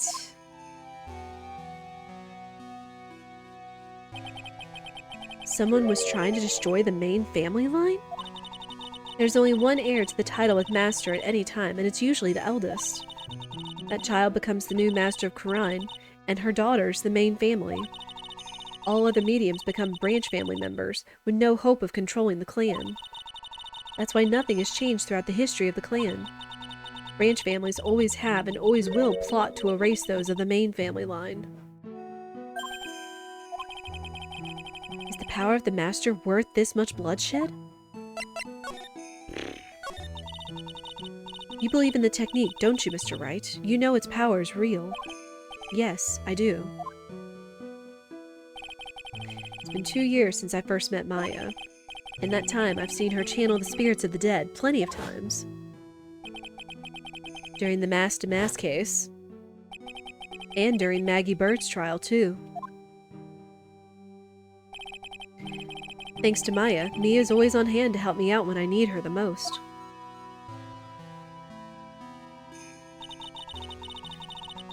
The Korine technique has made a huge difference to the world, you know. I mean, the ability to commune with the dead. That's true psychic power, you know. Members of the tradition have always been there, behind every important leader. Who wouldn't respect such a tremendous skill? I suppose so, but with all that power and influence, I kind of expected you to be really rich by now. You say we're poor, Mr. Wright. You're very direct, aren't you? People don't believe in it anymore, you see. All because of one little mistake. A mistake? What mistake? It was 17 years ago. that's when everything came crashing down. All because of that incident. Oh, we were just talking about this too. That incident. Is she talking about what I think she is? I'm sure the records still exist if you're interested. Locked up, of course. It was called the DL6 incident. That's the name of the file. The DL6 incident. I knew it. The DL6 incident. I know it well. I handled a related case just 2 years ago. Ah, that's right.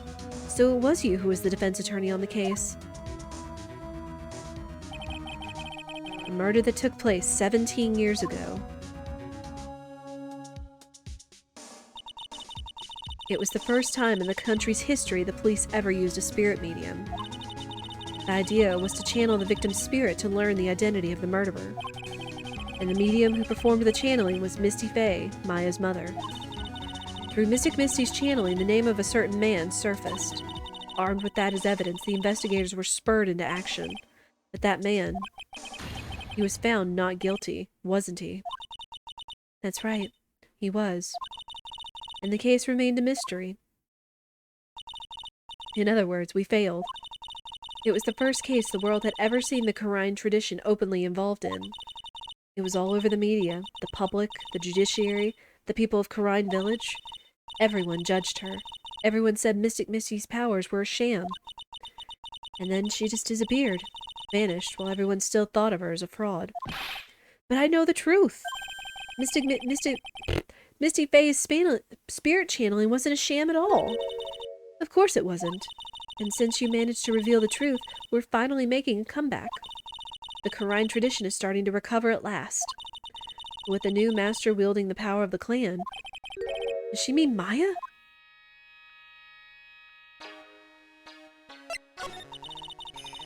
The spiritual power of the Quran channeling technique is in the blood. Maya's told me the exact same thing before. We, the women of the Fae clan, have always been spirit mediums. It's because the power to communicate with spirits flows strongly through us. According to Maya, only the women in the family can inherit their power.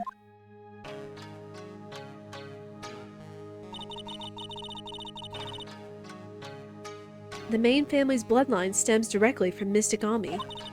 With each new generation, only one daughter becomes the new master. And the ones who don't become branch families, right? That's right. And it's always the cause of tragedy. You know, Maya had a sister too, an older sister named Mia. Oh yes, I've heard of her. What? You know about Mia? Of course. She became a lawyer in hopes of discovering what happened to her mother.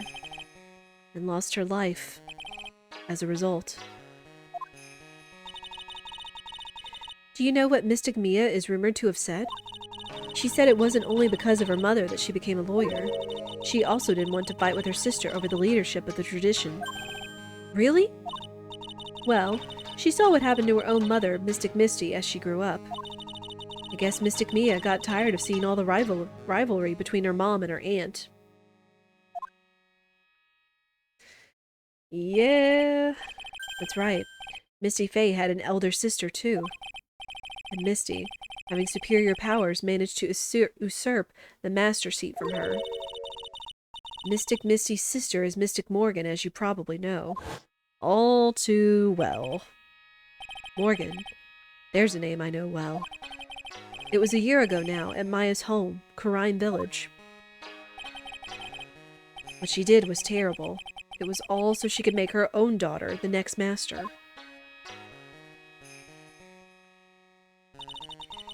I suppose if you know about Mystic Morgan's daughter, then you must have already realized that Iris... Huh? Iris? What's Iris got to do with any of this? That Iris is Mystic Morgan's daughter. What?! Iris is what?! Is she kidding me? Iris is Morgan Faye's daughter? What?! Excuse me? I thought... We have no background on Iris. Iris only knew about Hazakura Temple? She didn't know anything about her family.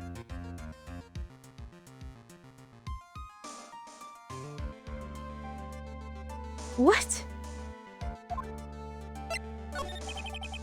Did you say that Iris is Morgan Fay's daughter?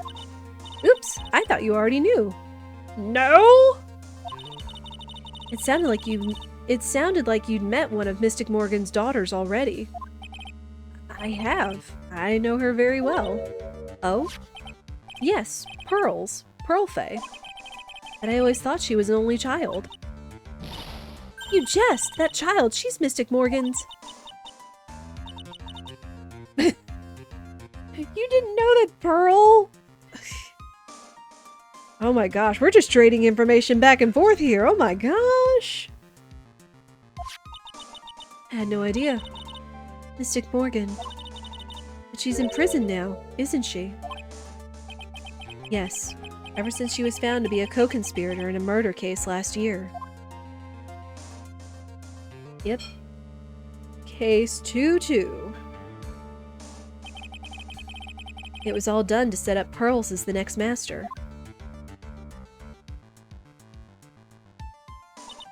I see. So I've been wrong all this time. Mystic Morgan had 3 daughters, not 2. 3? Who's the third one? Wait, what? 3? Yes, Iris, her twin sister, and Mystic Pearl. Hold up! What? Twin sister?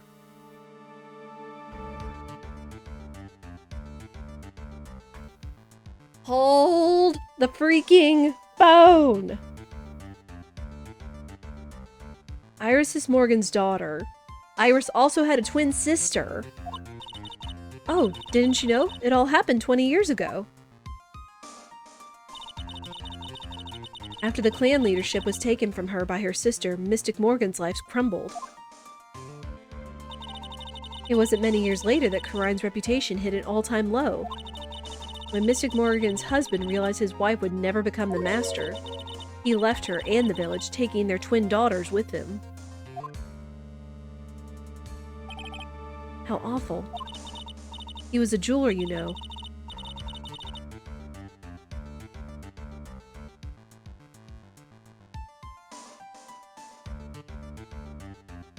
No! No way!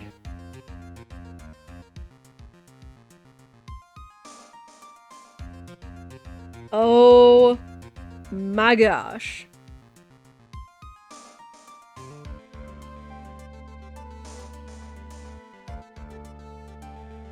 In the end, he remarried, and that's when it happened. He decided to give one of his girls up, to be looked after by us here at the temple. Iris. That was Iris, you see. It's unbelievable. If Iris has a twin sister... Could it be?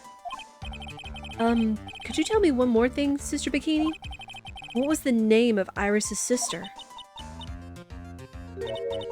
I'm sorry, Mr. Wright. I just can't remember. All I recall is that her father was a jeweler. Well, that's a clue, I guess. A jeweler. Thank you very much. You've helped clear up a lot of details. Pearls had 2 older sisters, huh? Yes, that's right. No doubt it was all because of Mystic Morgan's anger towards the main family. Anger? What do you mean? Her twin daughters were taken from her by her jeweler husband. But even that couldn't destroy her dream that a child of hers would one day lead the clan. That's why she had pearls? It seems that the incident here was a result of Mystic Morgan's anger. It was able to break free of the bars that confine her. So Iris has a twin sister. The plot thickens. But this information will be useless unless I can flesh it out a bit. I need to ask more questions and get some more info. Ooh.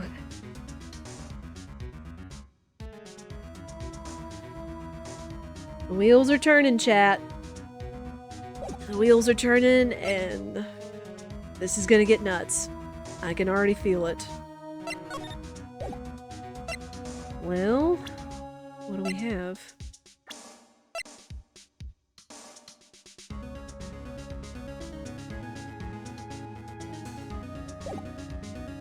Oh boy. Okay, I think I know who we need to go talk to now. Oh, hang on. We also didn't find Gumshoe.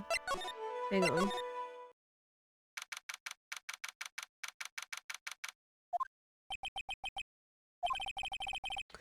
Sounds like someone's happy. What is that tune they're humming?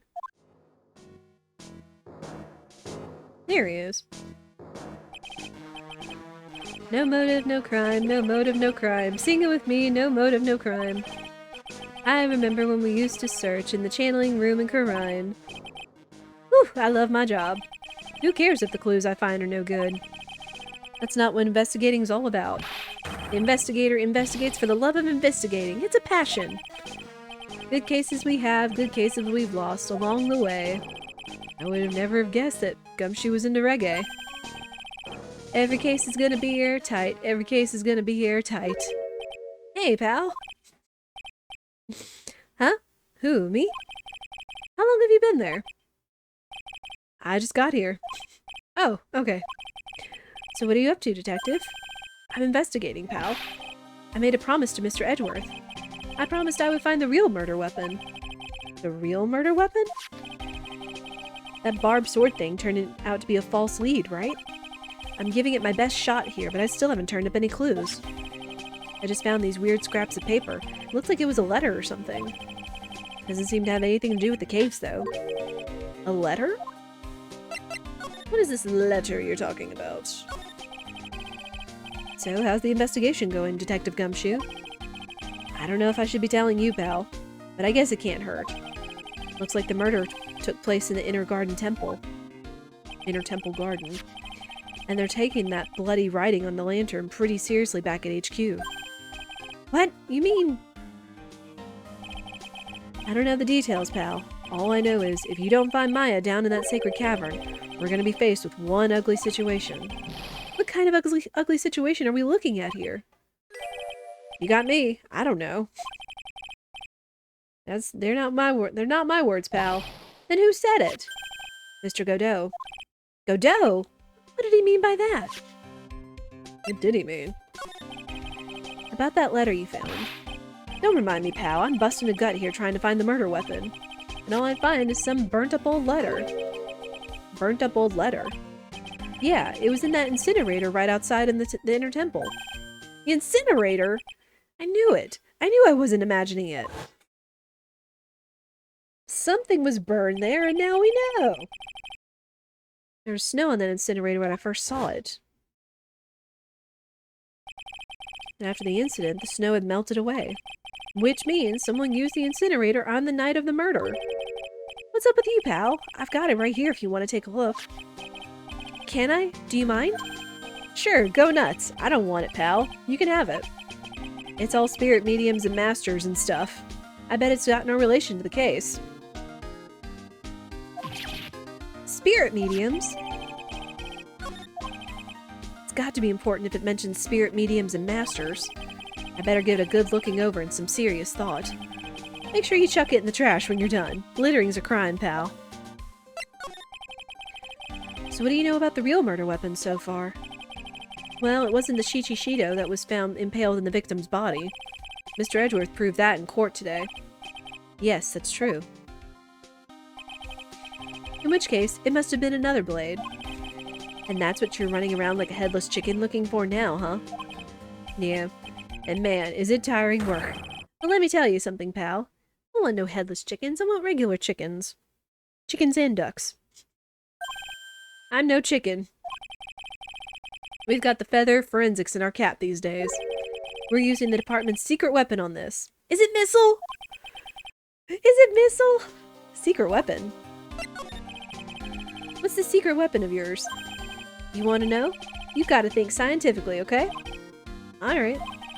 The murder weapon was a sword. Swords are, scientifically speaking, made of metal, right? Any questions so far? No. I know what he's gonna say, but I'll let him look smart. So what's the perfect tool for the job? Ta-da! A metal detector! Raise your hand if you didn't see this coming from a mile away. Oh, if you didn't see it coming. Well, you want to give some scientific investigation a go? Huh? Me? I've been using this thing for hours now. Gets pretty boring after a while. Why don't you give it a try? Not missile. Man! I wanted to see the pupper! Alright, let's snooze those ads. We wanted to see the doggo! Wanted to see Shutakumi's dog. I don't know. Should I help Detective Gumshoe out or not? Yes! Absolutely! Come on, pal, it's good fun, I'm telling you. Alright then, I guess I'll give it a go. Like I said, this is the department's most advanced gadget, the absolute best. It's so sensitive, you could make it cry. It's so high-tech, you could skydive off of it. Oh, bother. So, now I'm going to tell you how to use it. It's possible the real murder weapon is around here somewhere, right? Sure, that's what we're trying to find out. Right, so first let's turn the detector on. That's the sound of the metal detector signal bouncing off of something metallic. Next, move the detector around and give this courtyard a good looky-see, pal. Don't worry. Oh. And when that happens, press enter to give the area a good hard stare. This thing picks up on metallic objects that are hidden from sight, too. Take a good look at anything and everything that seems suspicious, okay, pal? Will do. Oh, hey, a ladder. Look, a ladder! That's a step ladder. What's the difference? Looks like a normal ladder to me, pal. Surely everyone knows the difference. I mean, they're pretty ordinary objects. I've met plenty of guys like you, always picking out the smallest details. The vegetable store guy near my place does it all the time. He even corrects me when I ask for a head of lettuce. That's a cabbage, he says. I'm telling you, they're the exact same thing. No, they're not. They're completely different. You have to plant both of them firmly in the ground before they can grow, don't you? Listen, you gotta take a step back and look at the bigger picture sometimes. Otherwise you can miss a really important clue. That's advice from a pro, pal. The last person I need advice from is the guy in front of me. Oh, hey! Ladders versus step ladders. Get every ladder and step ladder in the trilogy. Yes! We did it! That's odd. The sled's made of plastic. It says bikini number 1 on the side. Maybe there's something under it? Hey, what's this? A badge? Aha! I've been hunting high and low for that. It's yours, detective? That thing's priceless to a guy like me, pal. A cop can't be a cop without his badge. I'm sure glad I put that dime in there now. How did you manage to drop your badge here, of all places? I know, I bet it happened this... I bet it happened this morning. I was playing around with the sled and... Stop right there. I don't need to hear any more. Oh, detective. You got the statue. The Shichishido next to the golden statue wasn't the real murder weapon, pal. Yeah, I know. I just thought I'd check it again anyway. Oh yeah, that reminds me. Do you know about that sword? It's supposed to represent the multiple branches that life can take, all ending as one. Yes, I heard something about that. You know what I think about sometimes? What kind of life I'd be leading had I not joined the homicide division. You think about that kind of stuff, detective? Of course I do. I think about it a lot. Me as a traffic cop, me as a detention officer, me as the Blue Badger. There's something to be said about the humor value of Gumshoe as the Blue Badger.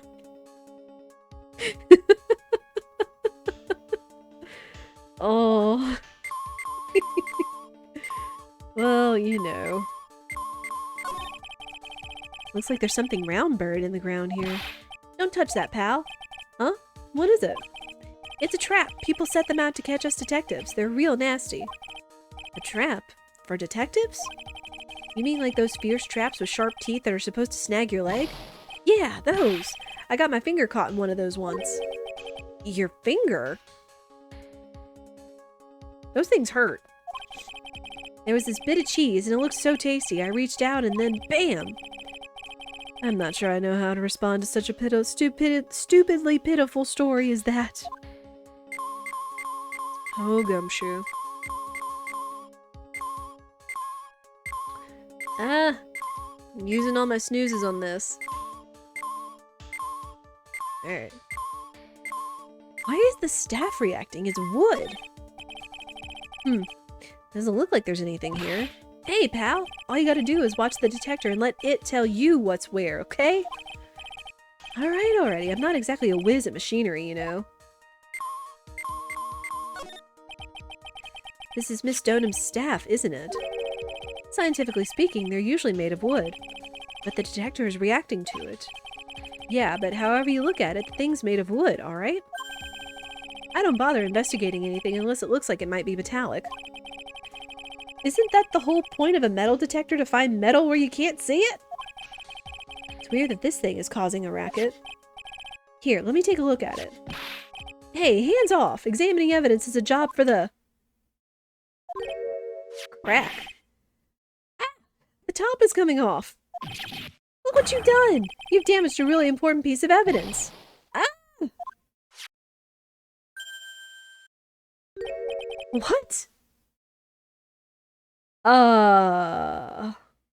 That's a sword. Inside the staff. Is this... could it be? A murder weapon? Oh, baby, let's go! Okay. I'd never have guessed there'd be a sword concealed in the victim's staff. They call this kind of thing a sword cane, pal. This one's a real gem. The workmanship is really something else. Thank goodness it wasn't a cane sword, or else the victim would have stabbed her own foot. I officially give up on trying to figure out how Gumshoe's mind works. It took you 3 games to do that, Phoenix? Bless. The real scene of the crime was the inner temple garden. Then why was the sword used to kill the victim found in the main hall courtyard? Hey Gumshoe, who knows about the hidden sword? No one. Even the police didn't know about this until I discovered it just now. Well, as they say, there's no team in Gumshoe. It doesn't look like there are any traces of blood on it. And I guess this isn't the murder weapon, huh? No. I'm sure someone just wiped it off after the murder. Yeah, of course. This thing's definitely the murder weapon. Great job, pal! It's about the same length as the Shichishido, too. This must be the murder weapon. Okay, I'm gonna run it over to forensics. There's gotta be some traces of blood left, even if the most of it has been wiped off. See you later, pal! Every case is gonna be airtight, every case is gonna be airtight. Wait up, detective! Huh? What is it, pal? I'm a pretty busy guy right now, you know. You're gonna get that staff analyzed, right? Would you mind holding off for just a while? Huh? What are you talking about, pal? Please. Just until we find Maya. Maya? What's this got to do with her? I don't know, but I'm starting to get a really bad feeling in the pit of my stomach. Oh, how so? Look, Maya's trapped inside the sacred cavern right now, and, well, we don't even know if she's okay or not. The more evidence and testimony I hear, the more uneasy I feel. You don't think... Maya's been... Please, detective, let's just wait until we can get inside the sacred cavern. You're... looking kind of viridian there. Okay, just stop it with that face, pal. One thing, though? This staff's secret trick. Let's keep it between you and me, alright? If it gets out that we knew about it and didn't say anything, we're finished. I understand. This is just a regular run-of-the-mill staff. You got it? Okay, now you can take good care of it, pal. Thank you, detective. Don't worry. She'll be fine. Gumshoe? You know, there's a place at the base of this mountain that has some really good pasta. How about I take you there when you find Maya, huh, pal? Sure. Thanks. Aww. It's like Gumshoe may be a little bit of a doof, but he's still such a good character. Like, my gosh. I can't help but wonder, though. What was Elise Donim doing with a staff like this in the first place? Who knows? I love Gumshoe. I do too! He's precious! I now see why someone would name their dog after Gumshoe. Anyway, we have used up enough of our snoozes. We've only got one left, and I'm trying to always save it for a crucial moment. So, we are going to go ahead and let the ads play. Again, we always try to do only 3 minutes of ads per hour to turn off pre-rolls, and it's a good chance for us all to stand up and stretch, which I need to. I also need to get some water. I'm probably going to get a Ricola as well, because I can just feel all that funk that comes from reading and voice acting and the weather changes and everything. So we're gonna go ahead and let the ads play. I suggest you all stand up and stretch and go to the bathroom, get snacks and beverages and all that. Get your blankets too, because man, this case is getting good. This case is getting crazy by the second though, so we'll go ahead and do that. We'll let the ads run and we'll be right back.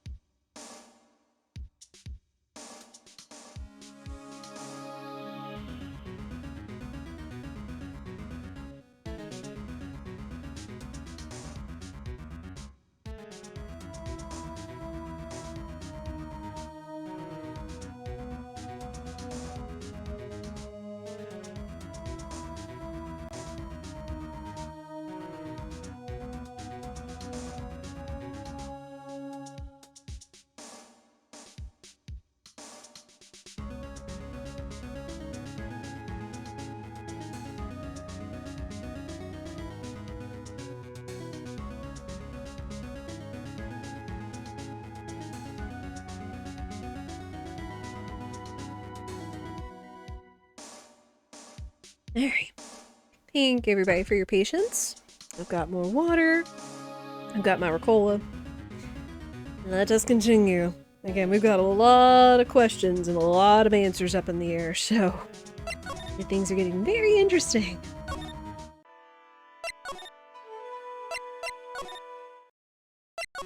And now we need to go talk to Now we need to go talk to Edgeworth. I have a feeling he's going to give us some information that is going to set us off about the Faye family and everything else.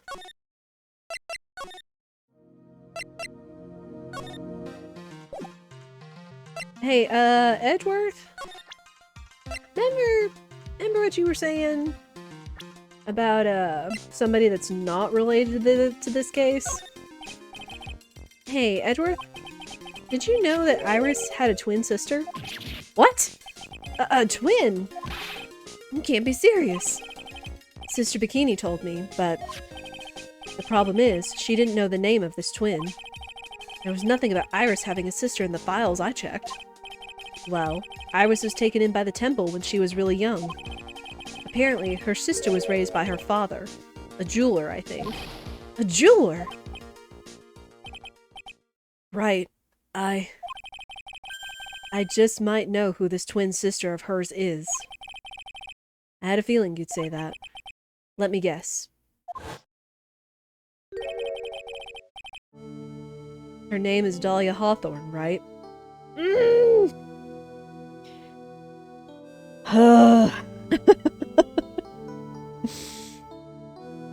Oh my goodness.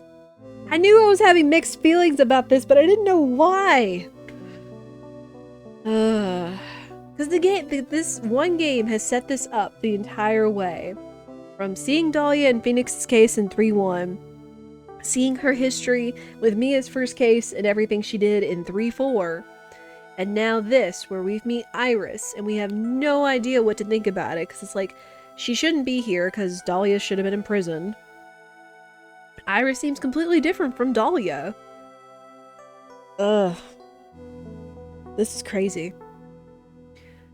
Her name is Dahlia Hawthorne, right? Yes, exactly. Please tell me what you know about her, Edgeworth. Please.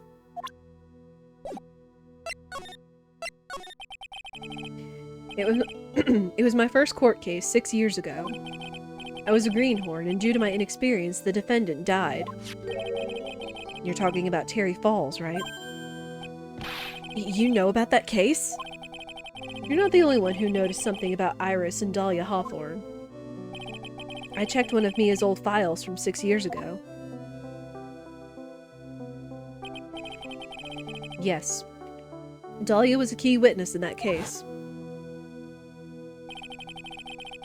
Dahlia and Terry Falls conspired together to stage a fake kidnapping 11 years ago.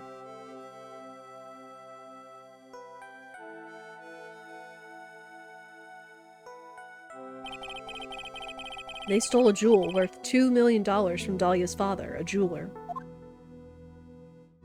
And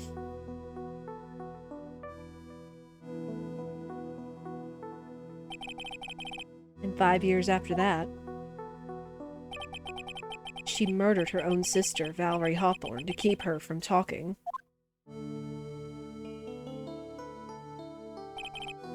Her sister? Well, her stepsister, actually. They weren't blood related. Valerie was the only daughter of Dahlia's father's second wife. Oh. This is when she entered my life. The woman who tried to kill me.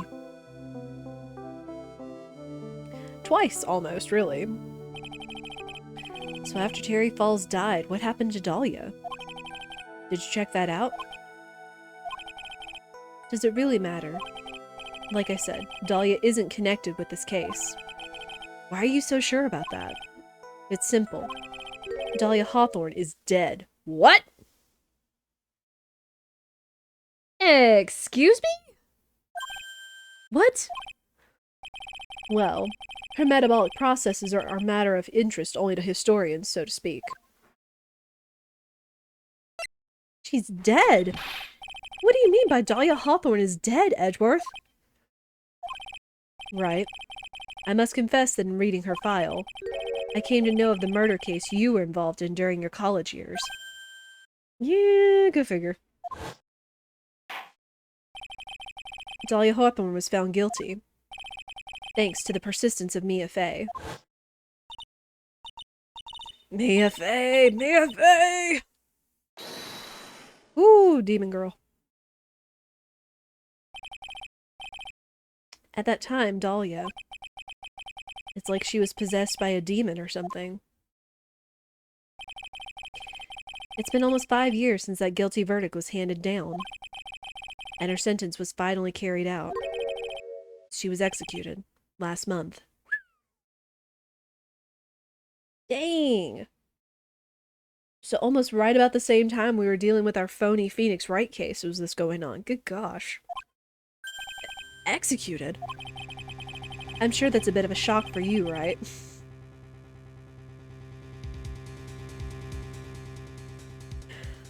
I don't think they intentionally phrased it like that, but saying shock and right in the same case when we were dealing with case 3-1. Ay. And for more reasons than one. But do you understand now? She can't possibly be connected with this case. She's dead. And once someone is dead, there is no way to revive them. Edgeworth, I'm gonna need you to sit down. There's no way to revive the dead? I wonder. It seems you're not aware of one other connection yet, Edgeworth. And what is that? It's about Iris and Dahlia Hawthorne's mother. What's their mother got to do with any of this? She's Morgan Fey, a spirit medium from a branch family of the Corine channeling technique. Did you say Corine channeling technique? Do you know something about it? Phoenix! Come on! We just went over the DL6 case! Oh, yes. I know it's connected with that fraudulent spirit medium. Fraudulent? I was involved in another nightmare 17 years ago. Need a recap? Oh boy!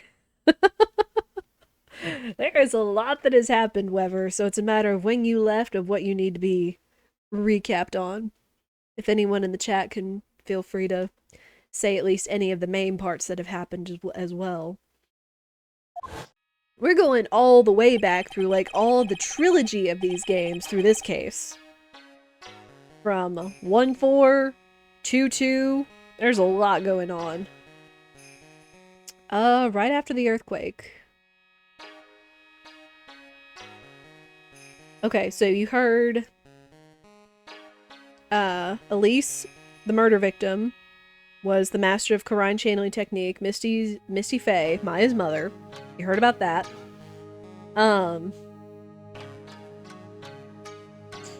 What else? Oh.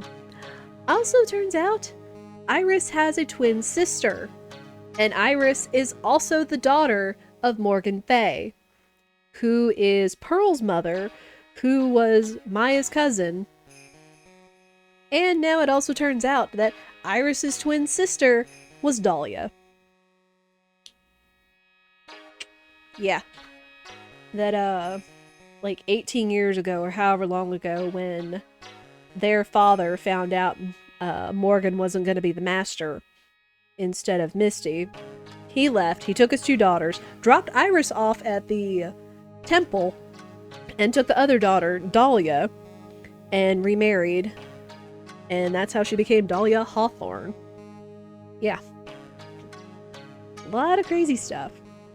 But yeah, and we're going back to 1-4 when Misty was involved in being the spirit medium for channeling Edgeworth's father here, for trying to get leads on this case. So yeah, a lot going on. If that helps. I was caught up in the middle of a murder investigation. The police didn't have any leads. They were stumped, and that's when they called her in. She was a very famous spirit medium and the master of her channeling school. But you know what happened? As a result of her efforts, an innocent man was accused of murder. She and her powers, they were all fraudulent. No.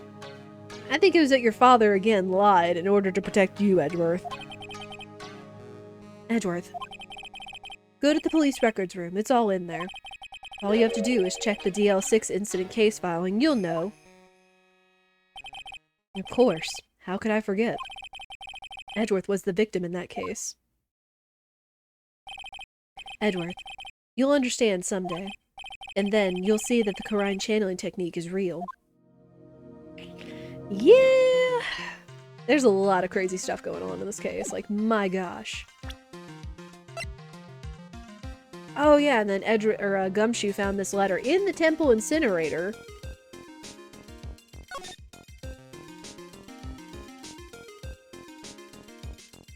That we have no idea who was to.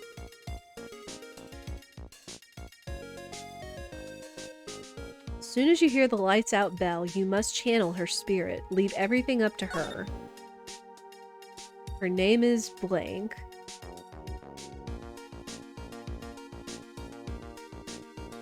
Picture.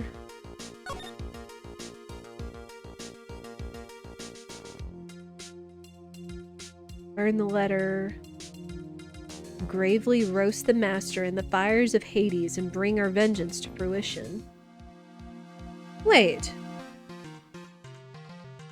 Wait a minute. Pearls asked Miss Donham about pronouncing the words gravely and roast. No. Oh no. Pearls, no. Pearls also has a secret of some such or another. Oh no. I have bad feelings. Yeah, we need to go talk to Pearls.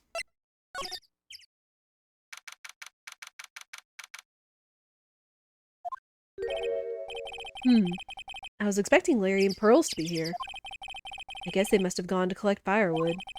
I suppose I'll have to check back later. Dang it! Then what?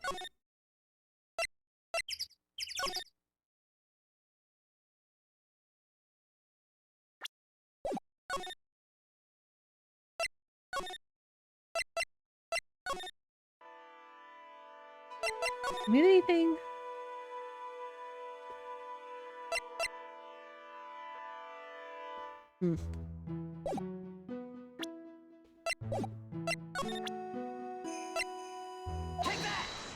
I forget if we can open her locks yet or not.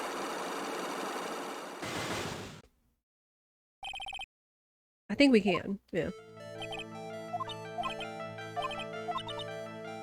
What you're doing, who saw you.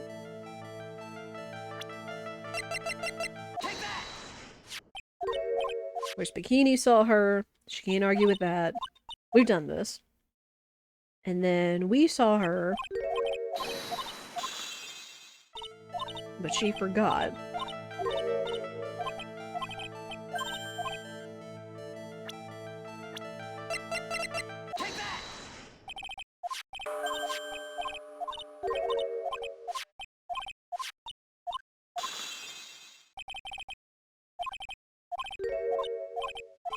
Seen in 2 different places.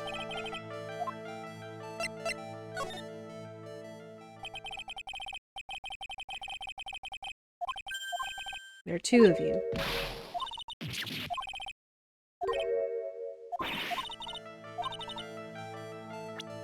Something that proves there's more than one of me. Freaking Dahlia Hawthorne. I have a firm grasp of the situation now, Iris. You have a sister, don't you? A twin sister, perhaps. Ah! That's right. Dahlia Hawthorne. A woman I know only too well. I had no idea you knew of her. Very impressive, Mr. Wright. But she's no longer... Yes, I know. Her sentence was carried out recently, wasn't it? I'm sorry. Thank you. There's no need to explain now, is there, Iris? This second you who was here at the temple on the night of the murder. It was your twin sister, Dahlia Hawthorne. But you just said it yourself a second ago. My sister's dead. Have you forgotten that? Have you forgotten this, Iris? This is a channeling dojo, a training ground of the Quran channeling technique. That night, someone channeled Dahlia's spirit, and you knew about it. And that's the secret you've been trying to hide from me.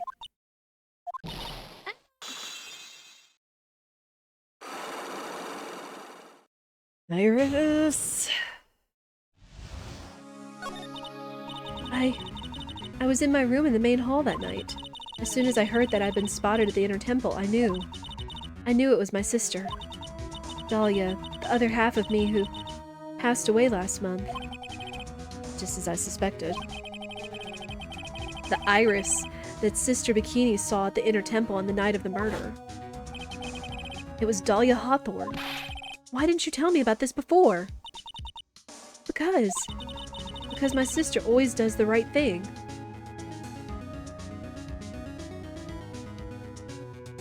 I'm sorry, are we talking about the same Dahlia? Excuse me? And because I mustn't get in the way of what she's trying to do. I already betrayed her once before. I can't do it again. You betrayed her? What do you mean? That's why I have to accept I may be found guilty. It's the only way. What is she talking about? You know about it, don't you, Mr. Wright? About the fake kidnapping that took place here on Eagle Mountain 11 years ago. That was the start of it all. It's what started her down that twisted path.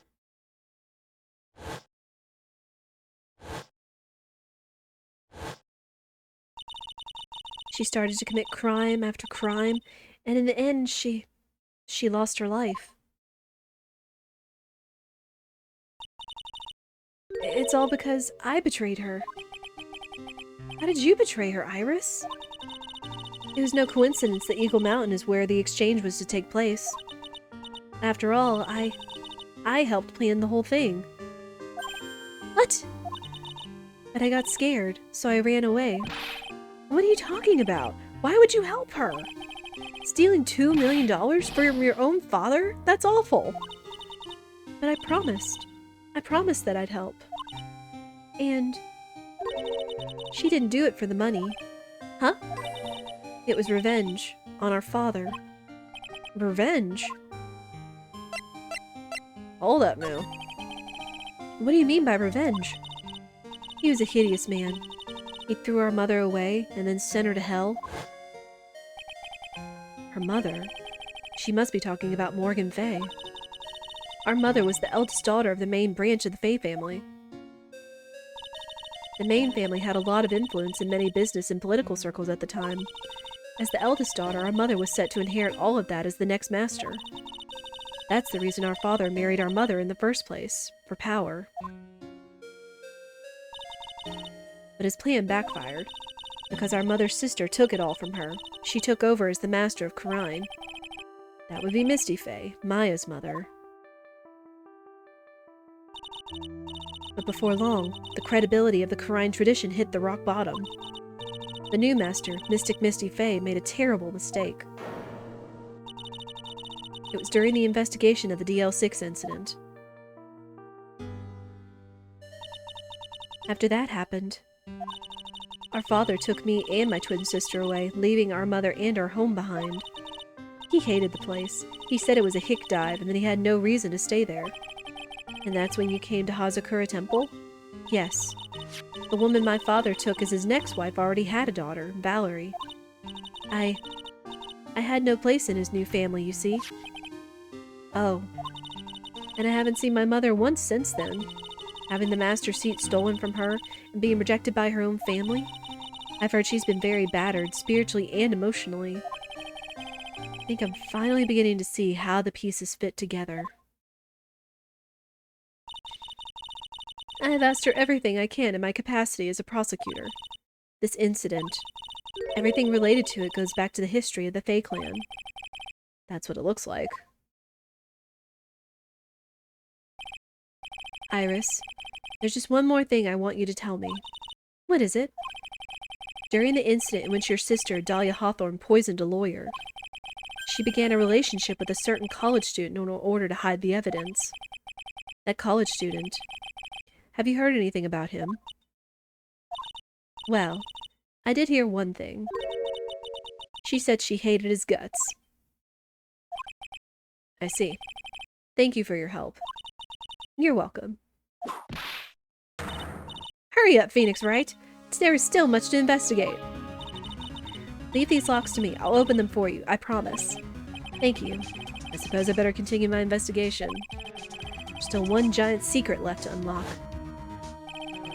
Pearl's Cyclock. Well, I mean, I'm sure it still stings, unfortunately, but she did try to kill you. Maybe more than one time, but still. Alright.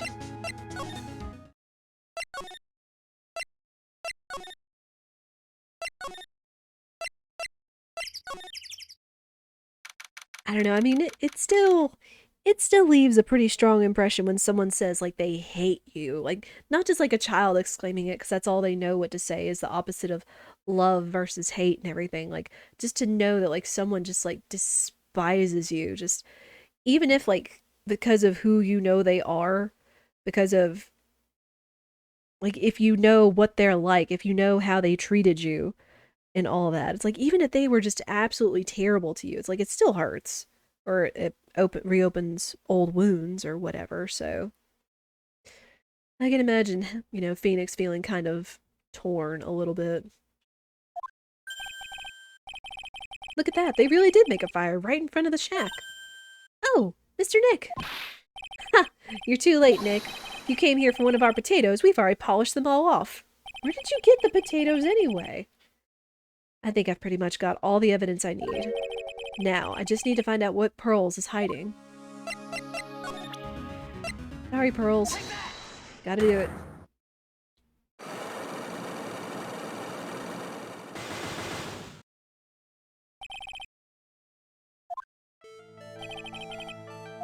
Dinner on the night of the murder. We're supposed to be with Miss Donham. And where you had to go. Oh! Wait, is she actually talking this time? Okay. I didn't know what to do with myself. I was so nervous. So Pearls never went to Miss Donham's room. Because she was too worried about something or someone else. Pearls. On the night of the murder, you went to this place, didn't you?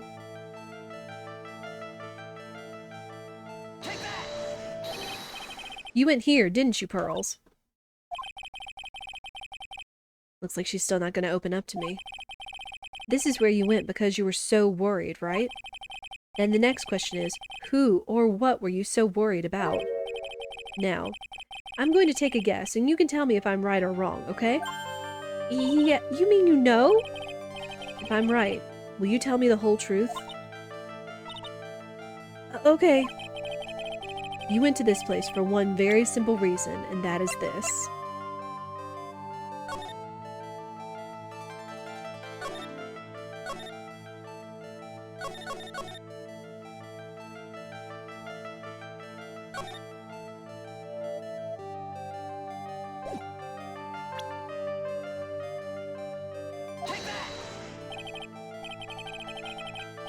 Well, Pearls, this is what you were worrying about, right? There's something I'm worrying about right now, actually. What's that? You, Mr. Nick. Your face has turned a really strange color. Huh? You shouldn't work so hard, you know? You need to take a break once in a while. Being chided by a 9-year-old, how embarrassing. Dang it! Really only one thing Pearls could have been worried about that night.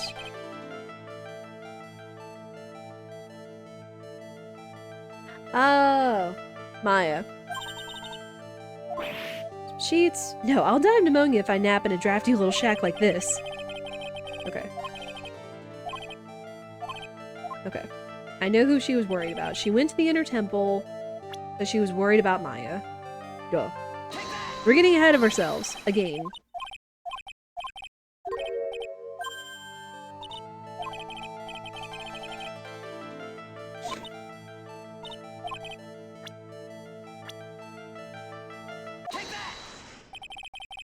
It's obvious what you were so worried about, Pearls.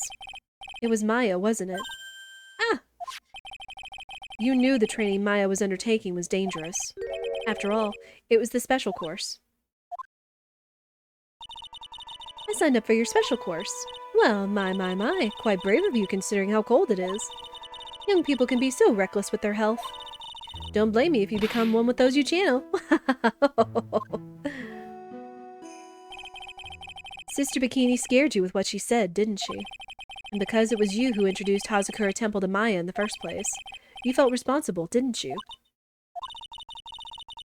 Thinking about what could happen to Mystic Maya made me more and more worried. I couldn't sit still at all. That's why I decided to go and find out how she was doing at the Inner Temple. Alright, well no. Then we're clear now that you went to the Inner Temple that night, Pearls. What's not clear is what happened after that. About what time was it when you headed over to the Inner Temple? It was probably around 9:30 when I left the main hall. I heard the real training was supposed to start at 10. I wanted to get there before it started. But there was so much snow, so I didn't get there until after 10 o'clock. Until after 10? How did you know what time it was? Because I heard the bell ringing for lights out. She heard the lights out bell. The Hazakura Temple bell's pretty small though, isn't it? You must have really good hearing. I was really trying to pick up the sound of that bell, that's all. I didn't want to miss it. That would be terrible. She was trying to hear the bell? Tell me, Pearls. Why were you so worried about hearing that bell? Huh? Oh, I think I know why. The reason you were so worried about that bell was because of this. Okay.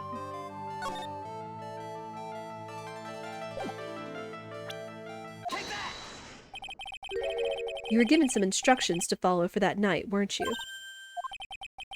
I presume you recognize these pieces of paper? Ah! Where did you... In the incinerator at the Inner Temple. Pearls. You were following the instructions in this letter that night, weren't you? That's why you couldn't afford to miss the sound of the lights out bell. I'm speechless, Mr. Nick. You're amazing. These instructions that were found in the incinerator, I believe they were written for you, Pearls. For me? No. As you can see, a large portion has been burnt, but the last section is still fairly legible. As soon as you hear the lights out bell, you must channel her spirit. Who was it, Pearls? Whose spirit were you supposed to be channeling? Taking into account the author of the note and their purpose for writing it, whose spirit would Pearls have been trying to channel? Don't overthink it, Phoenix. It's pretty obvious who Pearls was supposed to channel. The person you were trying to channel that night, Pearls, was...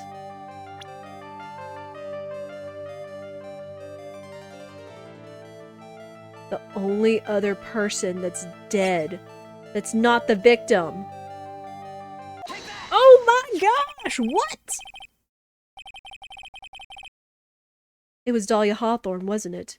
That was the name that was in the letter. Ah!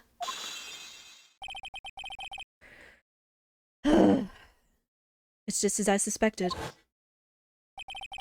It wasn't Iris who Sister Bikini met at the Inner Temple that night. It was Dahlia Hawthorne. Do you know anything about her, Pearls? Do you know what kind of a woman Dahlia Hawthorne was? No. I've never heard of anyone by that name before reading those instructions. I thought so. Pearls doesn't have a clue. She doesn't know that Dahlia Hawthorne is her sister. About the instructions in the letter I found, Pearls. Who wrote them? Whoever it was asked you to channel the spirit of someone you'd never heard of. You must have quite a lot of respect for them. After all, you followed their instructions without question. So here's my next question. Who wrote this set of instructions for you to follow?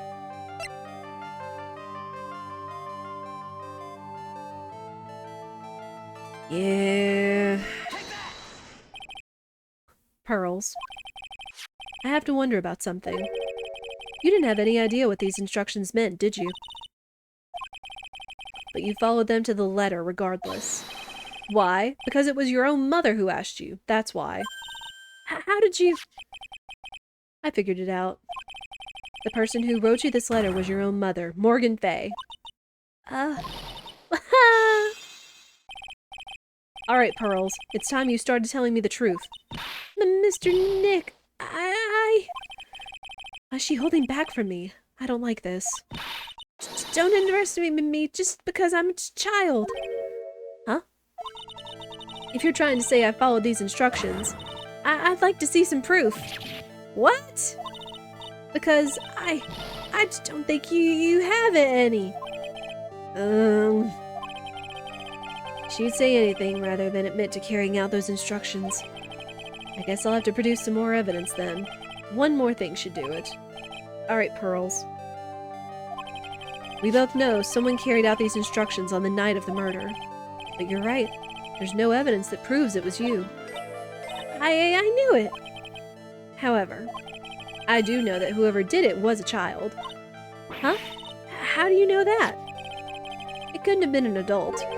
No adult would have made a simple mistake like that. A simple mistake? What do you mean by that? I'm sure you thought you were carefully following the instructions you've been given. But you misunderstood some of the words, and this is the evidence that proves it.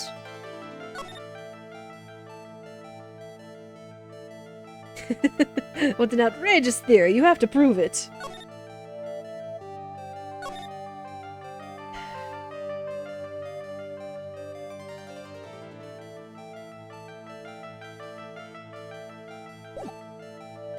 Yeah. Yeah. It was you who splattered gravy on this hanging scroll, wasn't it? Ah! Well, what? Why would I do something like that? Do you remember what was written in that letter? Gravely roast the master in the fires of Hades and bring our vengeance to fruition. Well, you didn't know how to read the words gravely and roast, among others, right? How do you know that? Remember the conversation you had with Mrs. Donham on the night of the murder? Perhaps we can read some books together. Really? I'd love to. I'm not very good at reading. Well then, would you like to practice reading with me? Miss Elise? So, for example, how do you read this? It says gravely. That's kind of a tough word.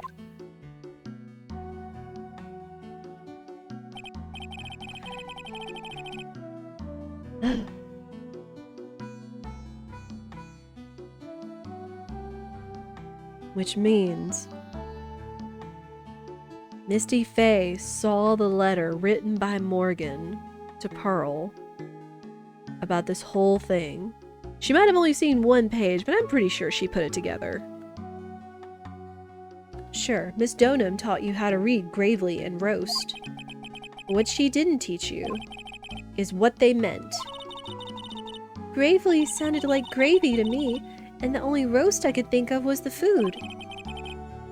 And that's why you did it. That's why you covered the picture of the master in gravy from that night's pot roast. To be honest, I did think it was a bit strange. I guess I really did get the wrong idea. Just a tiny bit. I really am useless. I couldn't even burn the letter properly as my mother had asked of me. Such a simple thing, and I couldn't even do it right. No. Poor Pearls. Alright, refill.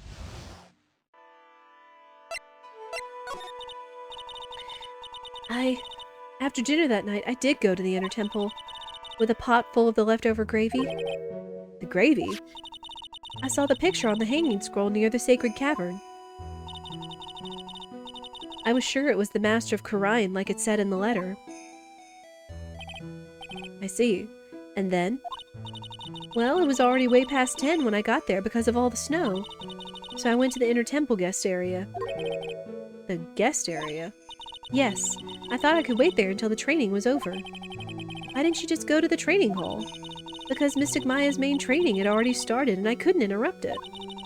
So I just stayed where I was and prayed for her to get through it. But then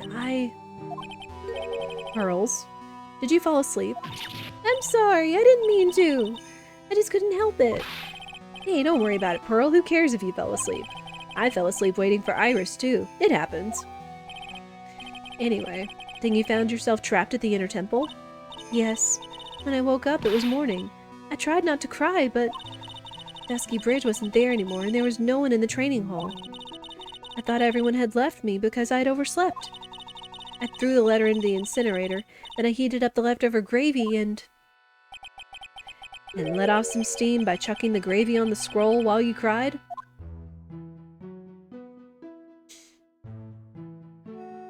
Poor Pearls. It must have been pretty scary for you, Pearl. I know what it's like. Nick used to leave me behind when I fell asleep at school, too. Don't equate something so trivial with her experience, Larry. It was written right in my mother's letter. It said, as soon as you hear the lights out bell, you must channel her spirit. I was on my way over to the inner temple when I heard the bell ring. So you channeled Dahlia Hawthorne's spirit? No. I tried, but I couldn't do it. Couldn't do it? I've never failed at channeling someone. This is the first time it's happened. I tried and I tried and I tried. Yesterday, this morning, the whole time. But I just couldn't do it. Just don't let it get you down, Pearl. It'll all work out. If you want, I'll come flying through the sky for you. Whoosh, just like that. I mean, at the very least, Larry's kind of making up a little bit by trying to be a comfort to Pearl. So she never managed to channel the spirit. Is that why you think your spiritual powers are gone? Yes, I don't know what to do. Isn't there any other explanation for why you couldn't channel a spirit? I suppose there's one other possibility. It's not very likely, though. Could you please tell me what it is anyway? It could happen if someone else was already channeling the same spirit. Excuse me? Someone else? What do you mean? Well, there's only one of each spirit, right? Yep, it's like dating a girl, Nick. You can't see a hot chick if she's already taken. Shut up, Larry! And that would mean on the night of the murder, someone else channeled her spirit before Pearls could. Someone else channeled the spirit of Dahlia Hawthorne. Ooh, boy. This is getting nuts, chat. This is getting very nuts. I'm a failure.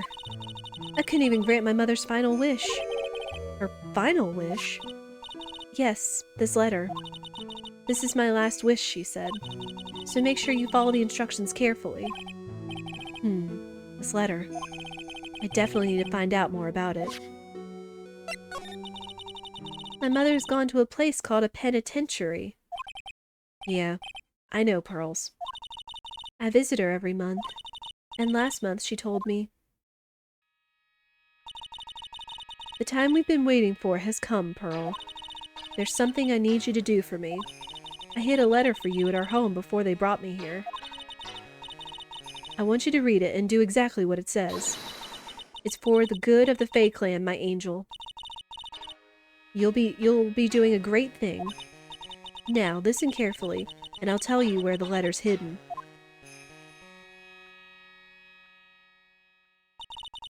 My mother's always nice to me. I love her very much.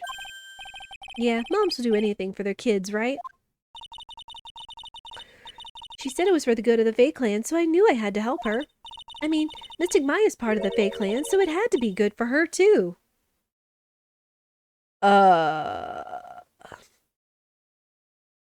Pearls, we might need to have a conversation in the future, I'm sorry. That's right, isn't it, Mr. Nick? I guess so, yeah. There was a picture with her letter, too. A picture? Of Miss Dahlia Hawthorne. Usually, a picture is enough to channel someone's spirit, but this time... Pretty weird, huh? Like Larry knows anything about this stuff. There's something else that was strange about my mother's letter. The seal on it was broken, as if someone had already opened it once before. That sure is pretty strange. Someone had opened it already? Okay. Thanks, Pearls. You really helped me out. You're very welcome. My mother is watching over us, so I'm sure Mystic Maya will be all right. Pearl, you sweet child. Look at that innocent smile on her face. What am I supposed to say to her? Ha! Finally figured it out, have you, Trite? You finally realized how terrible of a crime being painfully obvious is. Godot! The entrance to the sacred cavern looks like a freaking puzzle workshop. I guess he's talking about Iris and the lock-breaking effort. But it's all a waste of time. Why do you say that? Because Maya Fey isn't coming back. What? You don't know what you're talking about. How can you say something like that? It was your job to protect her, Trite. Just like it was your job to protect Mia Fey. Two sisters, caught up in the worst circumstances. I realize that, but... And you were the only one who was by their sides. You were the only one who could have saved them. But I didn't know anything about what was going on. Ha. What did I just say, Trite? Being oblivious is a heinous crime in itself. Tomorrow. We'll settle everything in court tomorrow. Once and for all.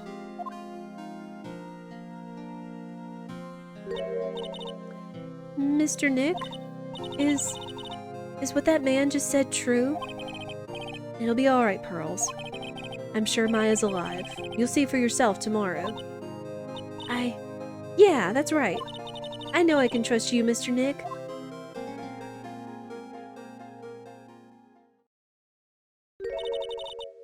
My dear Pearl.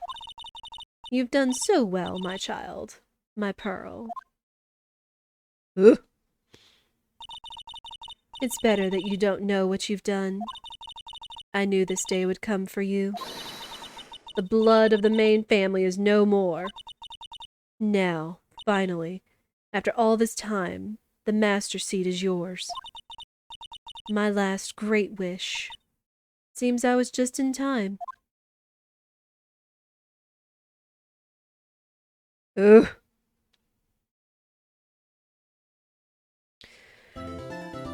Oh boy. There is some crazy stuff going down. Oh my goodness. I think we're about to get into, well, obviously the trial, but we've got like 13 minutes or so here. I don't want to like get into it and then like have to stop and stuff. So I think what we're going to do is we're going to run the ads early just so we can try to get like another hour before we think about that. 'Cause this, oh man, there's so much craziness going down here. I just feel like I'm gonna not want to stop because this is getting insane. Like, crazy insane with all the twists and turns and connections. Again, throwing this all the way back to the previous two games, this whole thing. Like, my gosh. So, we're going to go ahead. We're going to let the ads run early just so we can get the pre-rolls turned off. And we can just roll through this.